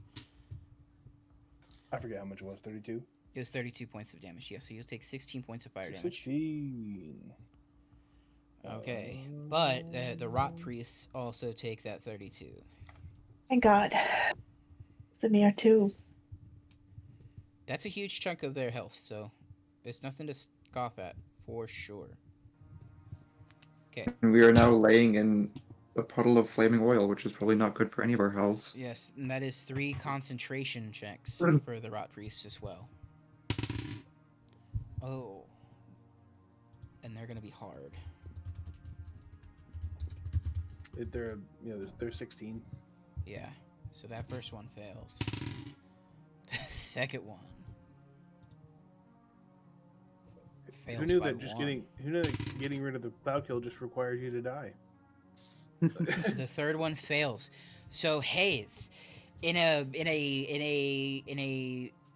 stroke of brilliance or luck in this moment, Circle Breaker isn't sure which, but you cast this ray just as you're falling, and right as you are striking the Ichor, lightning erupts from just in front of Circle Breaker, igniting the Ichor all around you. This cavern is now illuminated incredibly brightly. The orange light is cascading off of these glistening walls. The iron beams are reflecting these flames back to you. But Circle Breaker, in this moment, what you are left with is a bird hovering about 30 feet in the air above you. Your 2 other party members lay unconscious, their bodies wreathed in this flaming Ichor. You see the hollowed corpses of 13 mere floating in this Ichor, also wreathed in flame, and you have 3 rot priests that still stand staring directly at you as you are now solely in the center of this calamitous wreckage. But with that, it is your turn, right? Because this all happened due to the Constitution saving throws. So, Circle Breaker, that is what you see at the beginning of your turn. Go. All right, did the mirror fare in that? Every single mirror died. Every single mirror failed the dex saving throws. They have shit decks. Hayes MVP. That's what I was saying. That's what I thought was hilarious, is that Hayes has the ability to routinely say, I don't have anything for this, and then kill 60% of the enemy force in one go. Oh, The chaos. Yeah.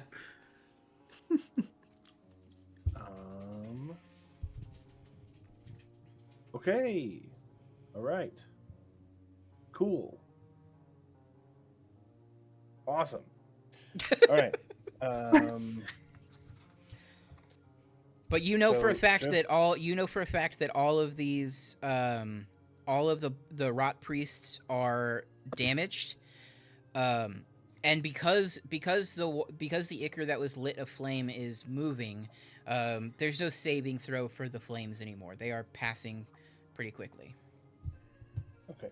I go up my 5 hit points from the random wild magic I had. Yes.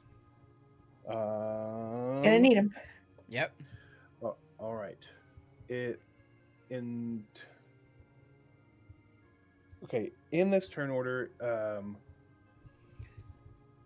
Hayes has attempted a spell. It failed.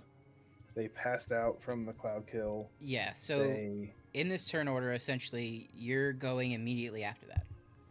Okay. Would Hayes have an action left if I got them up? Because they did a technically yes, they would still have an bonus action. action cast. All right, it's going to be. This is what I came in here for. Cure wounds on Hayes. Okay. Hooray. All right. Roll I'll that cast heal. I'll cast it at second level. Okay.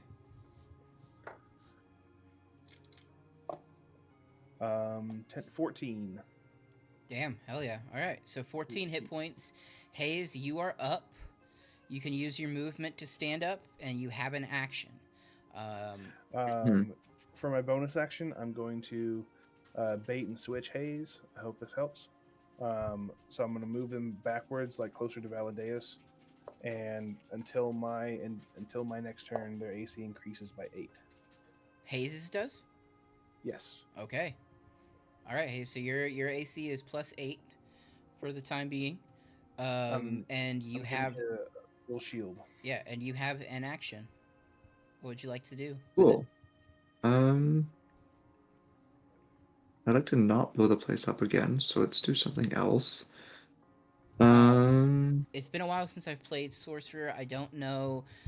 Does Quicken Spell allow you to cast a second spell, or is it? I don't think so. Is it still because you cast one? Yeah. So so you can't cast another thing. But if you have a way to get Valadeus up or something. Yeah. Yeah. I don't think I do. I don't. You can move. I mean, there's no real use in moving, I don't think. Get out of the poison fog. There's no more fog. There's no fog. All of the rot priests lost their concentration. Okay. I don't think I have an action in that case. Okay. I mean, I guess I could do like a cantrip. No, never mind. You can do cantrips. Yeah, you can do a cantrip. Yeah, I'll do a cantrip. Might as well. It's a little something. We will do a sorcerer's first at the south one again because I hate this guy. Fair. It's gonna be a 23 to hit, which I assume hits. Ooh. Nice. Yeah, it definitely hits. All right. What do they need to do? And that will be nothing. I just roll damage. Yeah. Yeah. Damage total, and then what type of damage it is. 7. We'll say. We'll say psychic, as to not blow up the room again and kill everyone. So you're using a transmute spell? It just lets me choose. Oh, okay, got it. Sick. Cool. Okay, so 7 points of damage. Well struck. It is struck. All right. That's it for Hayes and CB. So we are now back to the rot priests. I'm sorry. No, that is not. Oh wait, yeah, it is because I stayed with him. Yep. Okay. Sorry. No. You're totally fine, dude. Relax. Relax, bro. All right. So, looking over at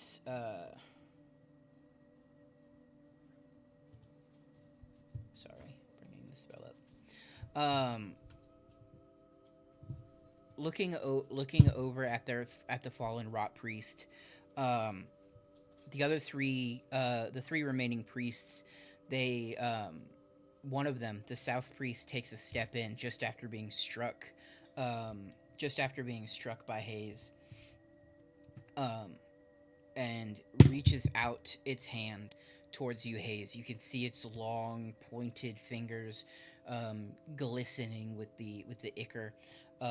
reaches out, and with its like vertebrae joints, it almost makes like a crushing gesture motion towards you. And in the back of your mind, 1 second. Make sure that I'm doing this right. Yeah. In the back of your mind, you hear this, what at first sounds like a bell ringing, but that chime sort of distorts in your mind to this sound of grinding metal. So what starts off as this sort of cathedral-like bell transforms and sounds more like two pieces of iron grating against each other. And I need a wisdom saving throw, please. EA 16. +2, 18. 18.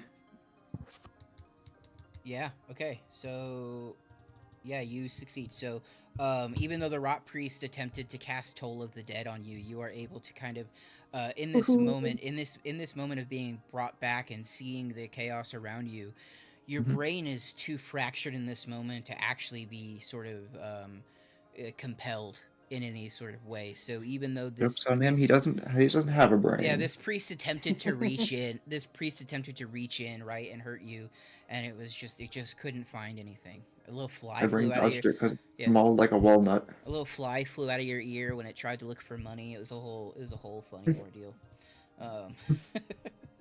The let's see, the other two rot priests. The first one reaches down. The western priest reaches down just as the east did earlier, and attempts to cast entanglement again on the core group of you that are there in the center. So I need strength saving throws from everyone except for Lorenial, and obviously Valideus, unfortunately. I gotcha. Yeah. 17 flat. Okay. Big ol' 3. If you rolled lower than a 15, you are restrained. Higher than a 15 or higher, and you are free to move. Okay, so the only person that failed, I think, is Hayes, right? Or did Circle Breaker also fail? I got a 17. Okay, so you succeeded. So, yeah, so Hayes and Valideus are entangled. And then the final one, Jesus Christ, is going to attempt to do the exact same thing to you, Hayes. Is going to reach out, and in the same manner, I need another wisdom saving throw, please. DC 15. You say a +2? I got a 12. Okay, a 12. Yeah, you get +2. Okay, Yeah. so... And because you're missing your hit points, it's D12 instead of D8. So... 2... So... exactly 12 points of necrotic damage. And the 2 hit points. And because it is from a rot priest, I need a Phyresis saving throw. So Constitution saving throw, DC 13. Ooh. 11. 11 +2 though. Oh, wait, 11 +2, 13. Exactly. beats it. So yep. So you succeed on that, on staving off Phyresis. All right, and that is literally their entire turn because 13 Mears got killed. So with that, we will move back around to Circle Breaker and Hayes. Oh wait, am I at the end You of that one? skipped. Oh, I'm so You skipped sorry. Bird. Because Valideus was unconscious, I was like, nobody after the enemies. Lorenial, you are up. I'm gonna go down and see if I can pick up Valideus as Big Burb. I'm gonna use my talons and try and rip him out of the entangle. Okay. Yeah, go ahead and roll me a strength. Go ahead and roll me a strength check as the as that bird. Okay, I have a +5. Hell yeah. It's a 9 total. a 9 total. You are Oh, maybe I able. get a +2. I don't know. I don't know. Do they get bonuses to their ability checks? No, just saving throws. Got it. Okay. Okay, yeah. So a 9. So you go down and you grab him. I'll say if you with a 9, if you forego your action, because this would have just counted as an object interaction because Valadace is unconscious. If you forego your action, I'd say that you could totally pick Valadaeus up with a 9. And as you're kind of struggling to lift him up out of this ichor, he's got all of his armor, plus he's got those 2 remaining lenses in the bag, so he's pretty heavy. Okay. I will use my whole action doing this. Okay, so you and Valadaeus are about 20 feet in the air. Okay. Anything else from you? And bonus action. No, because I cannot cast spells as Burb. That So. is unfortunate. Okay, and now we go back to Circle Breaker and Haze. All right, and Hayes, you're still up, right? I am. I have 2 hit points. Okay. How are our 3 priests looking? West bad. South looks the worst, and then west and east look kind of bad. Okay.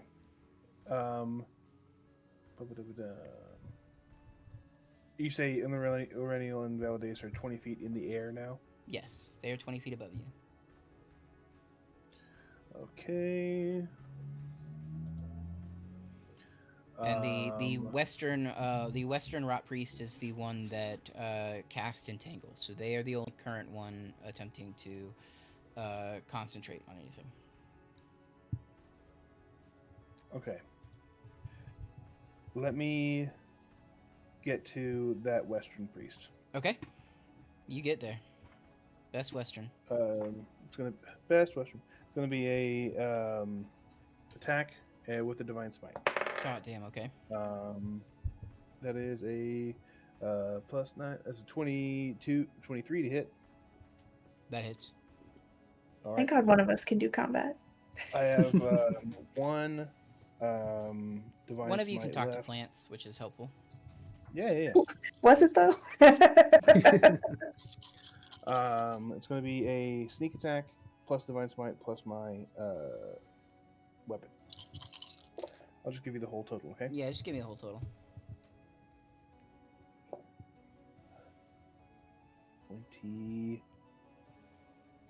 24 total damage. Okay. And then I'll roll a concentration check for the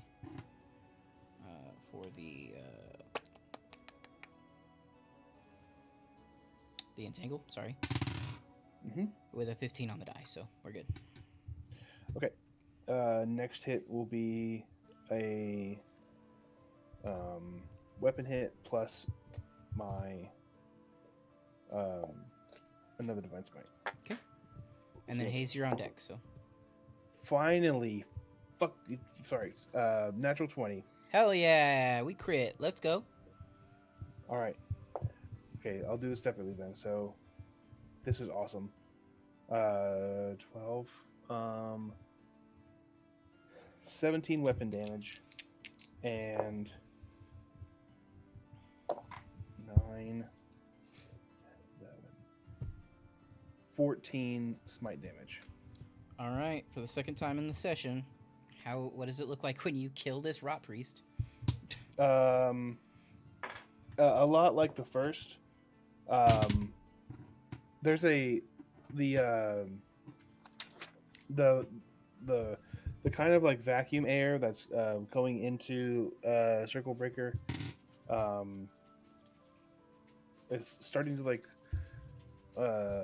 pick up or like feel like heaving breath. Yeah. And these smites are just like those lines of mini black hole explosions along their bodies. And this one, as I smite with the second one, you see it's like I'll slash once, the smite will blow a leg off, and then they'll come down to my like chest level, and then it'll just be a blast from the middle eye of something like obscene and purple, blasting into it, and like it will blow the chest out the back like a shotgun. Jesus Christ. I've had Blackstone out like that too. Yeah. Hell yeah, hell yeah, Hell yes. All right. yeah. The Western Rot is- Priest is dead. And then I have movement left. Yeah, you got easily half your movement left. Hayes is looking bad. So Bad. I'll go back to Hayes, and I have one more bait and switch. I'm only about 20 feet up in the air. If you have a ranged healing you want to toss at our little blue baby. I really don't. I'm so sorry. Yeah. I only have Paladins the are touch ones. paladins are weird in that they just really like to touch people. I can. It's not really talked about enough. Give me one moment. Oh, that's why I had that open. Give me one second.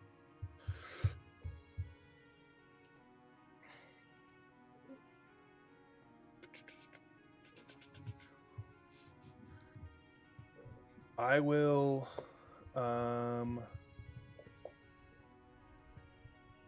Yes. Yes, I will. I forgot this whole time I had lay on hands.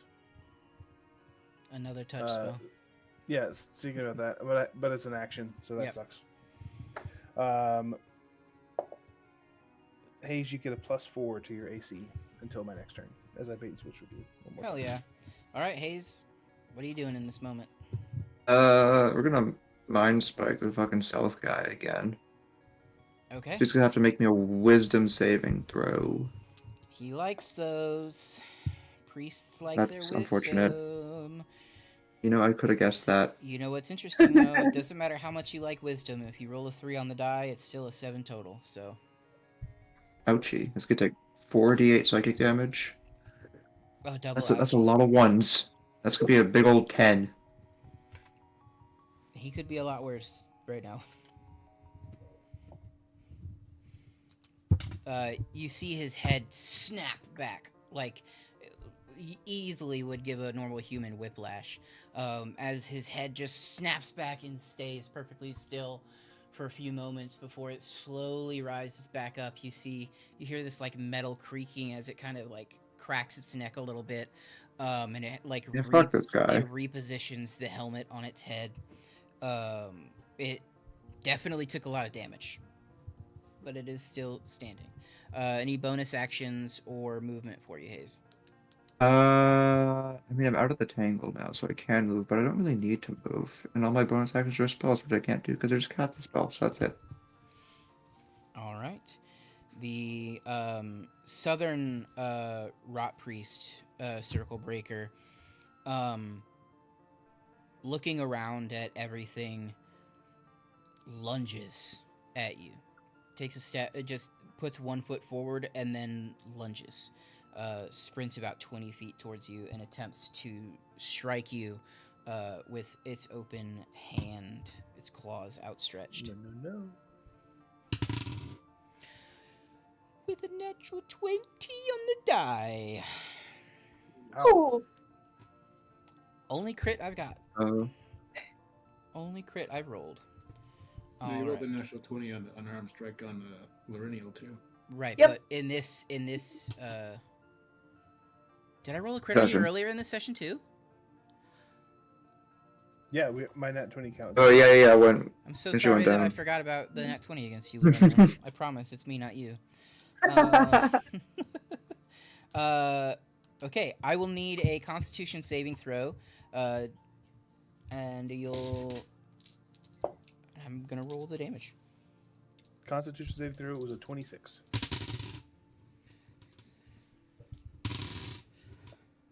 Okay, so 12 plus 8, so 20 points of damage. And what was the Constitution saving throw? 26. Jesus Christ. Okay, yeah, so you stave off the Phyrexian, no problem. All right. the second rot priest, the eastern rot priest, is going to do the same thing. It's rushing at you, Hayes. 13 on the die plus 7, 20. Does a dirty 20 meet your AC? Not currently with the plus 3, right? The plus 3 on my AC is a 19. Oh, okay. You got a +4. That's a 20. Okay, so I still meet it then, I guess. Still hit. Yeah. But it's not a crit. So, At 2 hit points, so it doesn't really matter anyways. Unless you roll a 1. with the dice that I have to roll, it wouldn't be possible to roll a 1. Also, I go down again. Yeah, so you would be unconscious. All right. That is both of the. Oh, and should I roll the robberies. concentration or the Yeah, con save, or does it not matter? Yeah, you'll still roll that even though you're unconscious. So go ahead and roll that for me. Okay. That's gonna be big old 13, which passes. It does. Okay. So that's the rot priest, Lorenial. We're to you. You see Hayes gets dropped again. One rot priest standing there, looming above Circle Breaker. The other rot priest now standing over Hayes's unconscious body. What do you do? Circle Breaker. Wait, no, that was out of character where I talked about I could heal from touch. My bad. I think I'm gonna go down to Circle Breaker. Do Yeah. the vulture swoop around a couple times. I'm gonna use my beak attack, but I don't think I can use my talon attack because they're busy holding. They are. Yeah. Valideus. Hit me with the beak attack. Okay. Is it plus 19 to hit? It hits. Woo. Okay, Yeah. okay. It's a 1d6 plus 5. Yeah. Slashing damage. Ooh. Okay, that's 10. It's your beak, right? Isn't it? Wasn't it a D8 plus 5 earlier? Oh, it was a d8 plus 5. You're so right. I read the wrong one. Wow. It is a... Oh, that's a 7 plus 5 is 12. This rot priest is not looking good. You plunge your beak into the armor. You pierce a clean hole right in. And as you do, you see Iker kind of like squirt a little bit out and start draining down this resplendent copper armor. And it does not... It's still standing, but it doesn't look great. Anything else for you, Lorenial? I will stay flying maybe 5 feet. Okay. Right near this rot priest because I don't think I could take opportunity attack. Sure. So we're kind of down by Circle Breaker. Makes sense. With that, Circle Breaker, it's your turn. Things are Can I going make a dex fast. save? Things are going fast now. Since you guys go at the same time, you can make your death save now if you'd like. And you can either Yes, say it well. out loud or you can DM me the result. It's up to you. You do get a +2.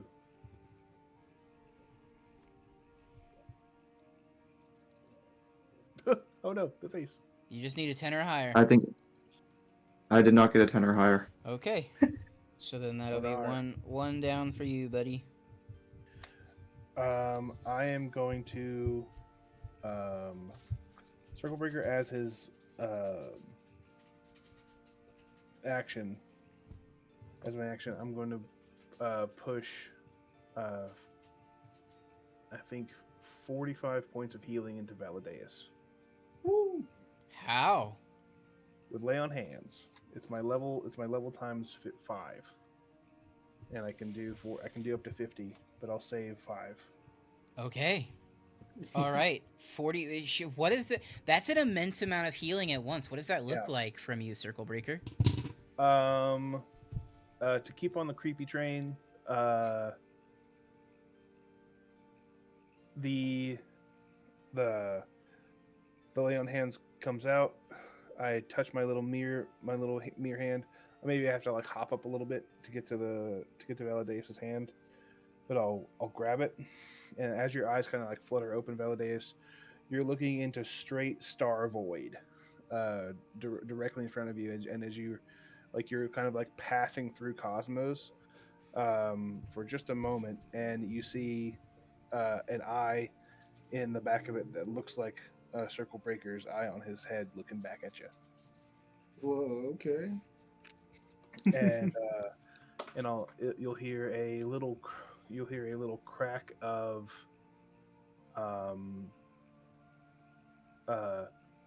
word that kind of garbles out to the words "will of the Watchers," like the will of the Watchers, That's beautiful. as in like I think you assess it to be like, oh, it's through the will of the Watchers that this is being done to you, like as a thank you. Okay. 45 points of healing to you. That's my action. Jesus Christ, that's so much. That's awesome.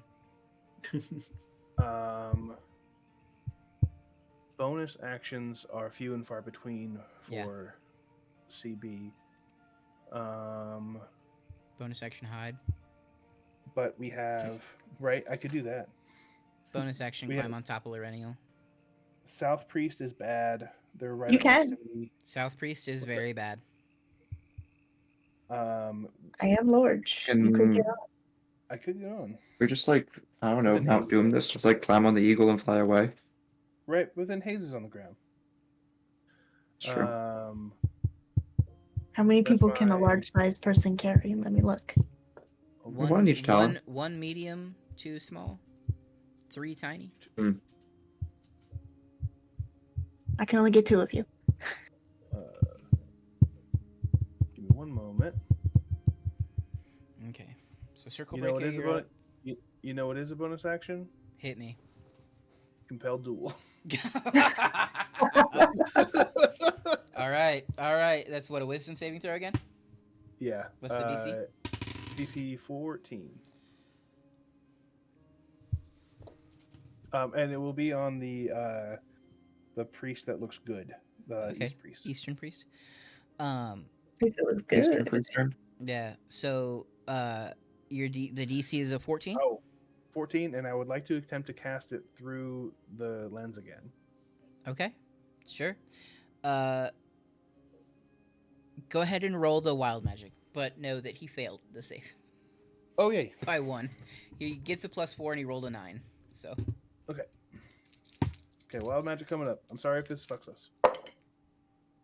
66. Almost the funny number. order 66. Execute order 66. All right. Not the young So you cast compelled duel. What does that look like? What are you doing in that moment? Are you taunting this person? Are you like No, psychically it's- taking them over? What's happening? No, it's presenting it with a bigger threat than I am.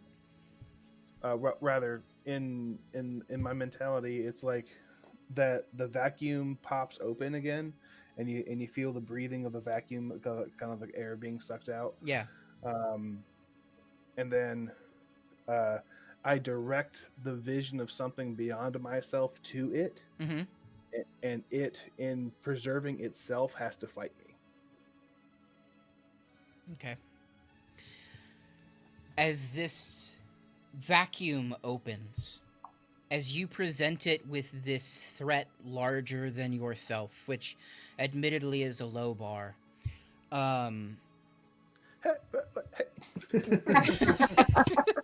It's a three. It's a 3. it's a 3-foot it's bar. You know those little like dog obstacle courses Yeah. where like the dash hounds are like jumping over those little Yeah. bars. It's that big. As you tap into that, as you sort of open yourself to the Watchers to almost demonstrate to this rot priest the power of the Watchers, compelling it to fight you to preserve itself, a Yeah. fragment of the Watchers' will becomes manifest. With a Uh-oh. 66, up to 3 creatures you choose within 30 feet take 4d10 of lightning damage. You're lying. I am not lying. You rolled a 66. I'm staring at it right fucking now. Up to 3 creatures you choose within 30 feet of you take 4d10 lightning damage. Go off. The authors were also Star Wars nerds. Unlimited power. Unlimited power. Okay. Can I roll the damage? Of course you can. It's Let me coming from choo- your watchers. Let me choose the people first. Yeah, It's it's gonna up be to 3 targets. okay. So choose carefully. Lorenio, Valadeus, and Hayes. Yeah. Yeah. Uh, I assume you're Okay. choosing Oh the shit! A I robot assume you're choosing turn. the 2 rot priests. So two rot priests up to 3. Sure, just that. yeah. So Just go ahead the and roll same. 4d10. I got it. 24. Okay. It's a 10, 8, 1, 5. Okay. So the Eastern rot priest gets stricken with this lightning. That sort of it's sort of the thunder clap echoes from the eye, from Circle Breaker's forehead, but the lightning itself strikes from the cave wall, so like a Tesla coil or something similar. It just kind of rides up the wall and then lashes out at the eastern rot priest, who gets stricken and drops down to one knee. His fist hits the iron beneath the ichor. You hear it clang, but begins to lift itself back up slowly. The south rot priest is gone. The thunderclap, the lightning lashes out. All that you see remaining from that rot priest is its armor crumpled to the ground. The fabric from its cloak is slowly drifting down this river of ichor, completely decimated. Why did I give the lenses wild magic? I don't know. But Because you're a yes and. I am a yes and. and. You know why I did it? Because in every campaign I ever run, there has to be some element of random magic. We That's crave funny. chaos. Because I like the game to be a character too. Okay. So, good lord, that was that. And he's still compelled to me. Yeah, he is. Yeah, he is. Okay. And Hayes, you rolled your death saving throw. Yes. So we're good there. So then we move to the only rot priest that's left. If it runs away, well, it won't. It's right can't. next to me. It has to fight you, right? It has disadvantage on attack rolls against creatures other than me, and must make a wisdom saving throw each time it attempts to move in a space that is more than 30 feet away from me. Yeah, it's not gonna do any of that. It's goaded. Literally, yes. Hey, goated. I have a list of like mechanics that we're putting in. We had goad, ward. It's great. Okay. Sorry. I keep like leaning over my notes, and you guys are just seeing the top of my head, and I'm like, Oh, it happens. It happens, dude. Headshot. yeah. Oh yeah, fling was one. Okay, this priest stands and it stares directly at you, Circle Breaker. And it looks at Good. Valadeus and it looks at Lorenial. And it looks around. You can see its body is heaving. Every time its shoulders raise and depress, more ichor drains from the puncture hole. Smoke is still billowing off of the cloak that was essentially burned off of him by the lightning strike. He does not look good in this moment. And he reaches down, and just like before, he grabs this ichor and he begins to raise it.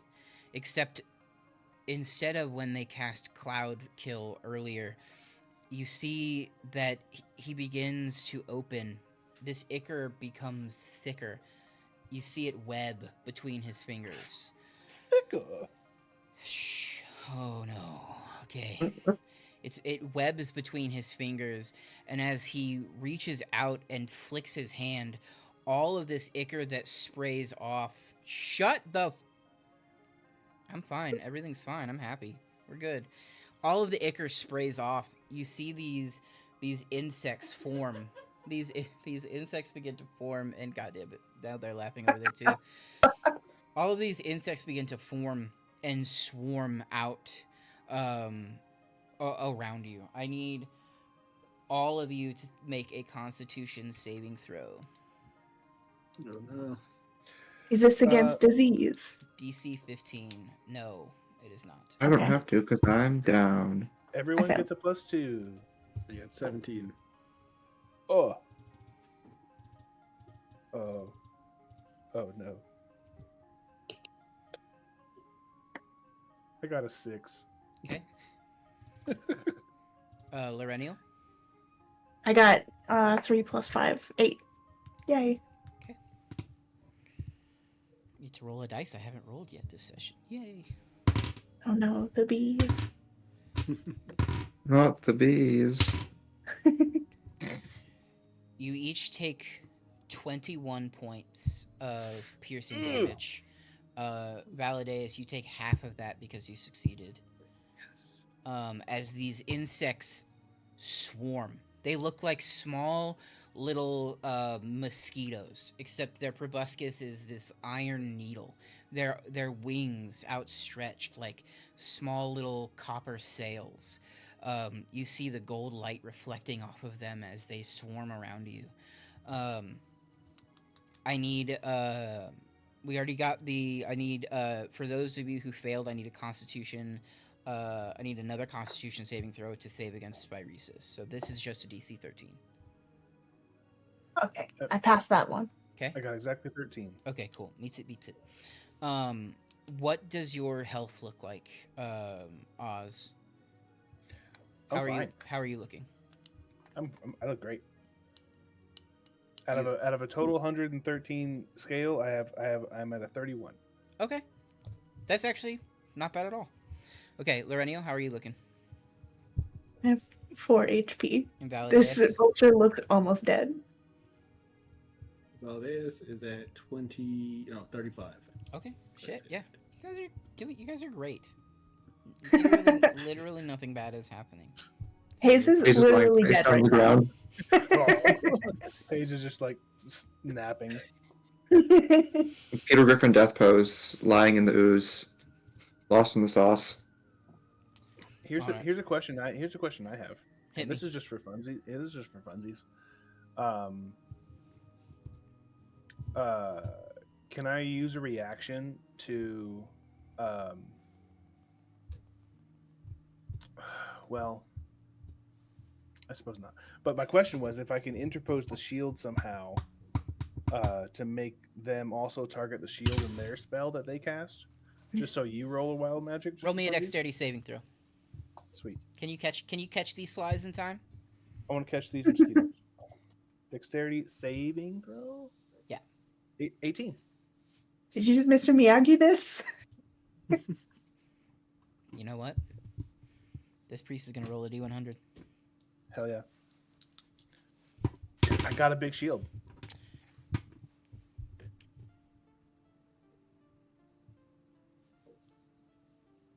And then it rolls a 66. Okay. No, it's like polymorphs into T-Rex. So, a portion of this swarm of insects flows directly into the shield and vanishes. Circle Breaker, you feel the initial push of all of those insects hitting the shield, and immediately it gives, and the shield is just its normal weight again. But as those insects hit, and they sort of splatter against the shield behind the lens, that ichor from inside of those insects begins to drip off of the lens. The Okay. ichor begins to kind of circle around the edges. You feel it dripping onto your hand. It's draining down your arm. And I need a Constitution saving throw to save against Phyrexian. Oh, no. Okay. Natural 20 for 23. Okay. Now do it one more time. Uh-oh. I have a 14 total. Okay, so you succeed against Phyrexian. but you take 5 points of poison damage. Okay. And because it's from a rot priest, it ignores resistances or immunities. Yeah. Okay. But that is his whole turn. I really tried to do anything that I could with that turn, and still nothing happened. So Circle Breaker, we're to you. I'm glad he's there. Well, Lorenio still gets a turn, right? Oh yeah. Why do I keep Oh, and I'm doing back that? too. I'm so And Valadaeus.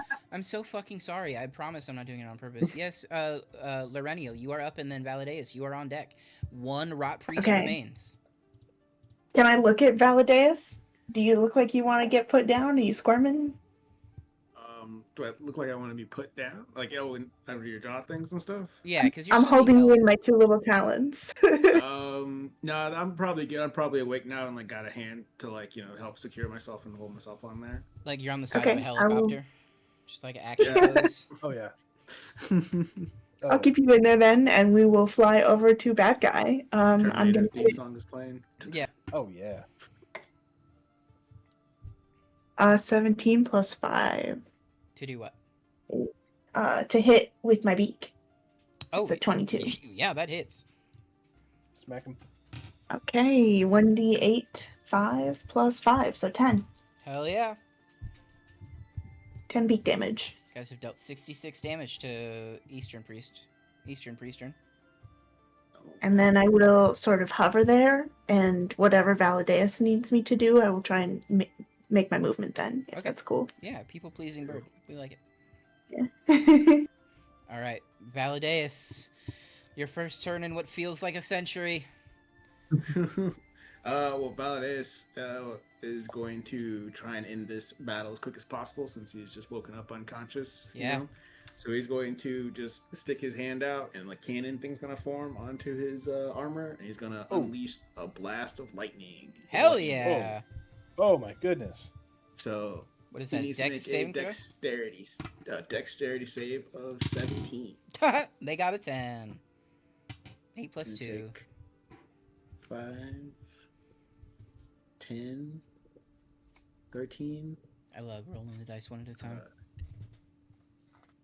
15, 20, 24, 26, and 28. 28. Not Oh, bad. My God, Valadaeus. Wake up, bless. Valadaeus. Blast. Valadaeus, you have what can only be described as an incredible trip through the cosmos that ended, unfortunately or fortunately, depending on your outlook, with you staring at Circle Breaker. But as you come to and you see the carnage that was reaped around you, and you find yourself holding on to Lorenial in this honestly picturesque, like heroic pose. You see Circle Breaker is standing there next to the Rot Priest. You take your aim, you fire, and in this surge of energy from just being out of this fight for so long and wanting to help, what does it look like when you kill this thing for 4 points over its max HP? It is. It's like a searing, like yellowish kind of like beam, but like lightning and electricity kind of like sparking off of it and stuff. Yeah. And it's just gonna bisect him, basically. Just a Oh yeah. Hell yeah. Drop Okay. him into kind of situation. Yeah. And the Rot Priest, as the beam strikes and begins to split it in half, just screams out in this metallic agony as it drops to the ground and splashes into the ichor. And as it does that, there is no moment of silence for you here. From the same direction that you came from earlier, you hear that clamoring again. Valadaeus, you hear it. Circle Breaker, we found him. Code. Repeats again in your mind. No no hesitation. From there to Hayes, 5 points of healing. Boom. Hayes, you are conscious again. And then you'll see me look around to the two of you.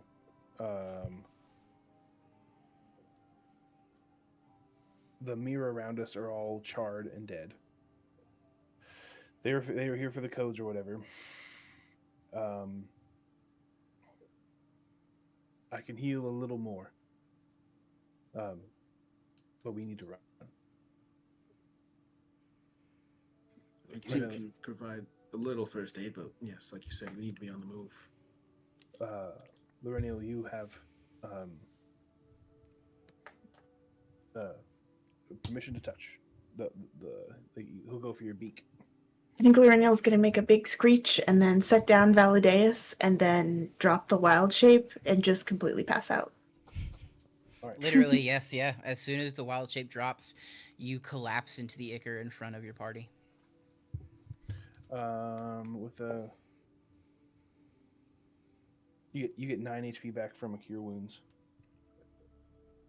All right. Okay, she comes back on the ground and is like, and it's like frantically cleaning oil off of her. Our party, as it stands now, ragged, on the run from an unknown amount of enemies, bearing a code that is clearly desired greatly by the Phyrexian army. And you are making your way back towards the Dross, back towards your home barracks in hopes to fulfill your mission and potentially stay alive and help stall this invasion, as it were. So next week, for the final installment of this game, Episode 4, Echoes of the Maker, we will pick up with our party as they attempt to make their escape back to their barracks with the code and fulfill the mission that they sent out for. And we are going to end today's session here. So, thank you all so much for sitting through and watching this. Thank you for sitting through the cum jokes and coming back after intermission. Coming back? Coming. Oh, and now that the session's over, you can come now. Sorry, no, you can come now. But thank you so much for watching. Thank you so much for hanging out with us again for another incredible episode, an incredible story. Lots of fun with my friends here. You got to see Hayes do what Hayes does best, which is come out of nowhere and kill a lot more things than you expect Hayes to kill out of nowhere. But just as a reminder, thank you so much. We are raising money for the Trevor Project all month long. It's an incredible nonprofit that helps our LGBTQ plus youth with services like harm reduction and hotlines that people can call, and just incredible spaces for people to go and feel safe. It's incredibly needed, especially today in our social climate. And with so many of the people that we love around us falling into that category, they need to know that they are safe with us and that we care and love them. And so that is what we are doing here. So thank you again from the bottom of my heart and all of ours for sticking around, for donating all month long. Every $5 donation enters you into a raffle to win some incredible prizes. I won't pull them all out again here. But the list is on my Blue Sky. I posted the full list earlier today. If I have time tomorrow, I might even post another list with pictures of all of them. But I've got sealed product like bundles and whole booster boxes. I have art from I have art from beautiful people in the community. I've got Magicon product and incredible Quiver Time product. Quiver Time, I can't stress enough, has been incredible this whole process. They didn't even question twice when I asked if they'd be willing to donate for this cause. They said, sure, give me the address, and literally 2 days later, I had a huge box of their product to give away to you guys. They are just incredible people who believe in helping make this space and this world a much more approachable and safe one to be a part of. So we definitely thank them. Game Time Indie here in Indianapolis, Gamers Loot Indie here in Indianapolis. for being incredible sponsors of all of the stuff that I get to give away to you guys. And yeah, so just keep donating throughout the month. I have a couple streams lined up this week that I'll be raising money during as well. And then next Sunday, we will capstone this fundraiser off with the final episode of this D&D game, where we will pick back up with this lovely group of humans.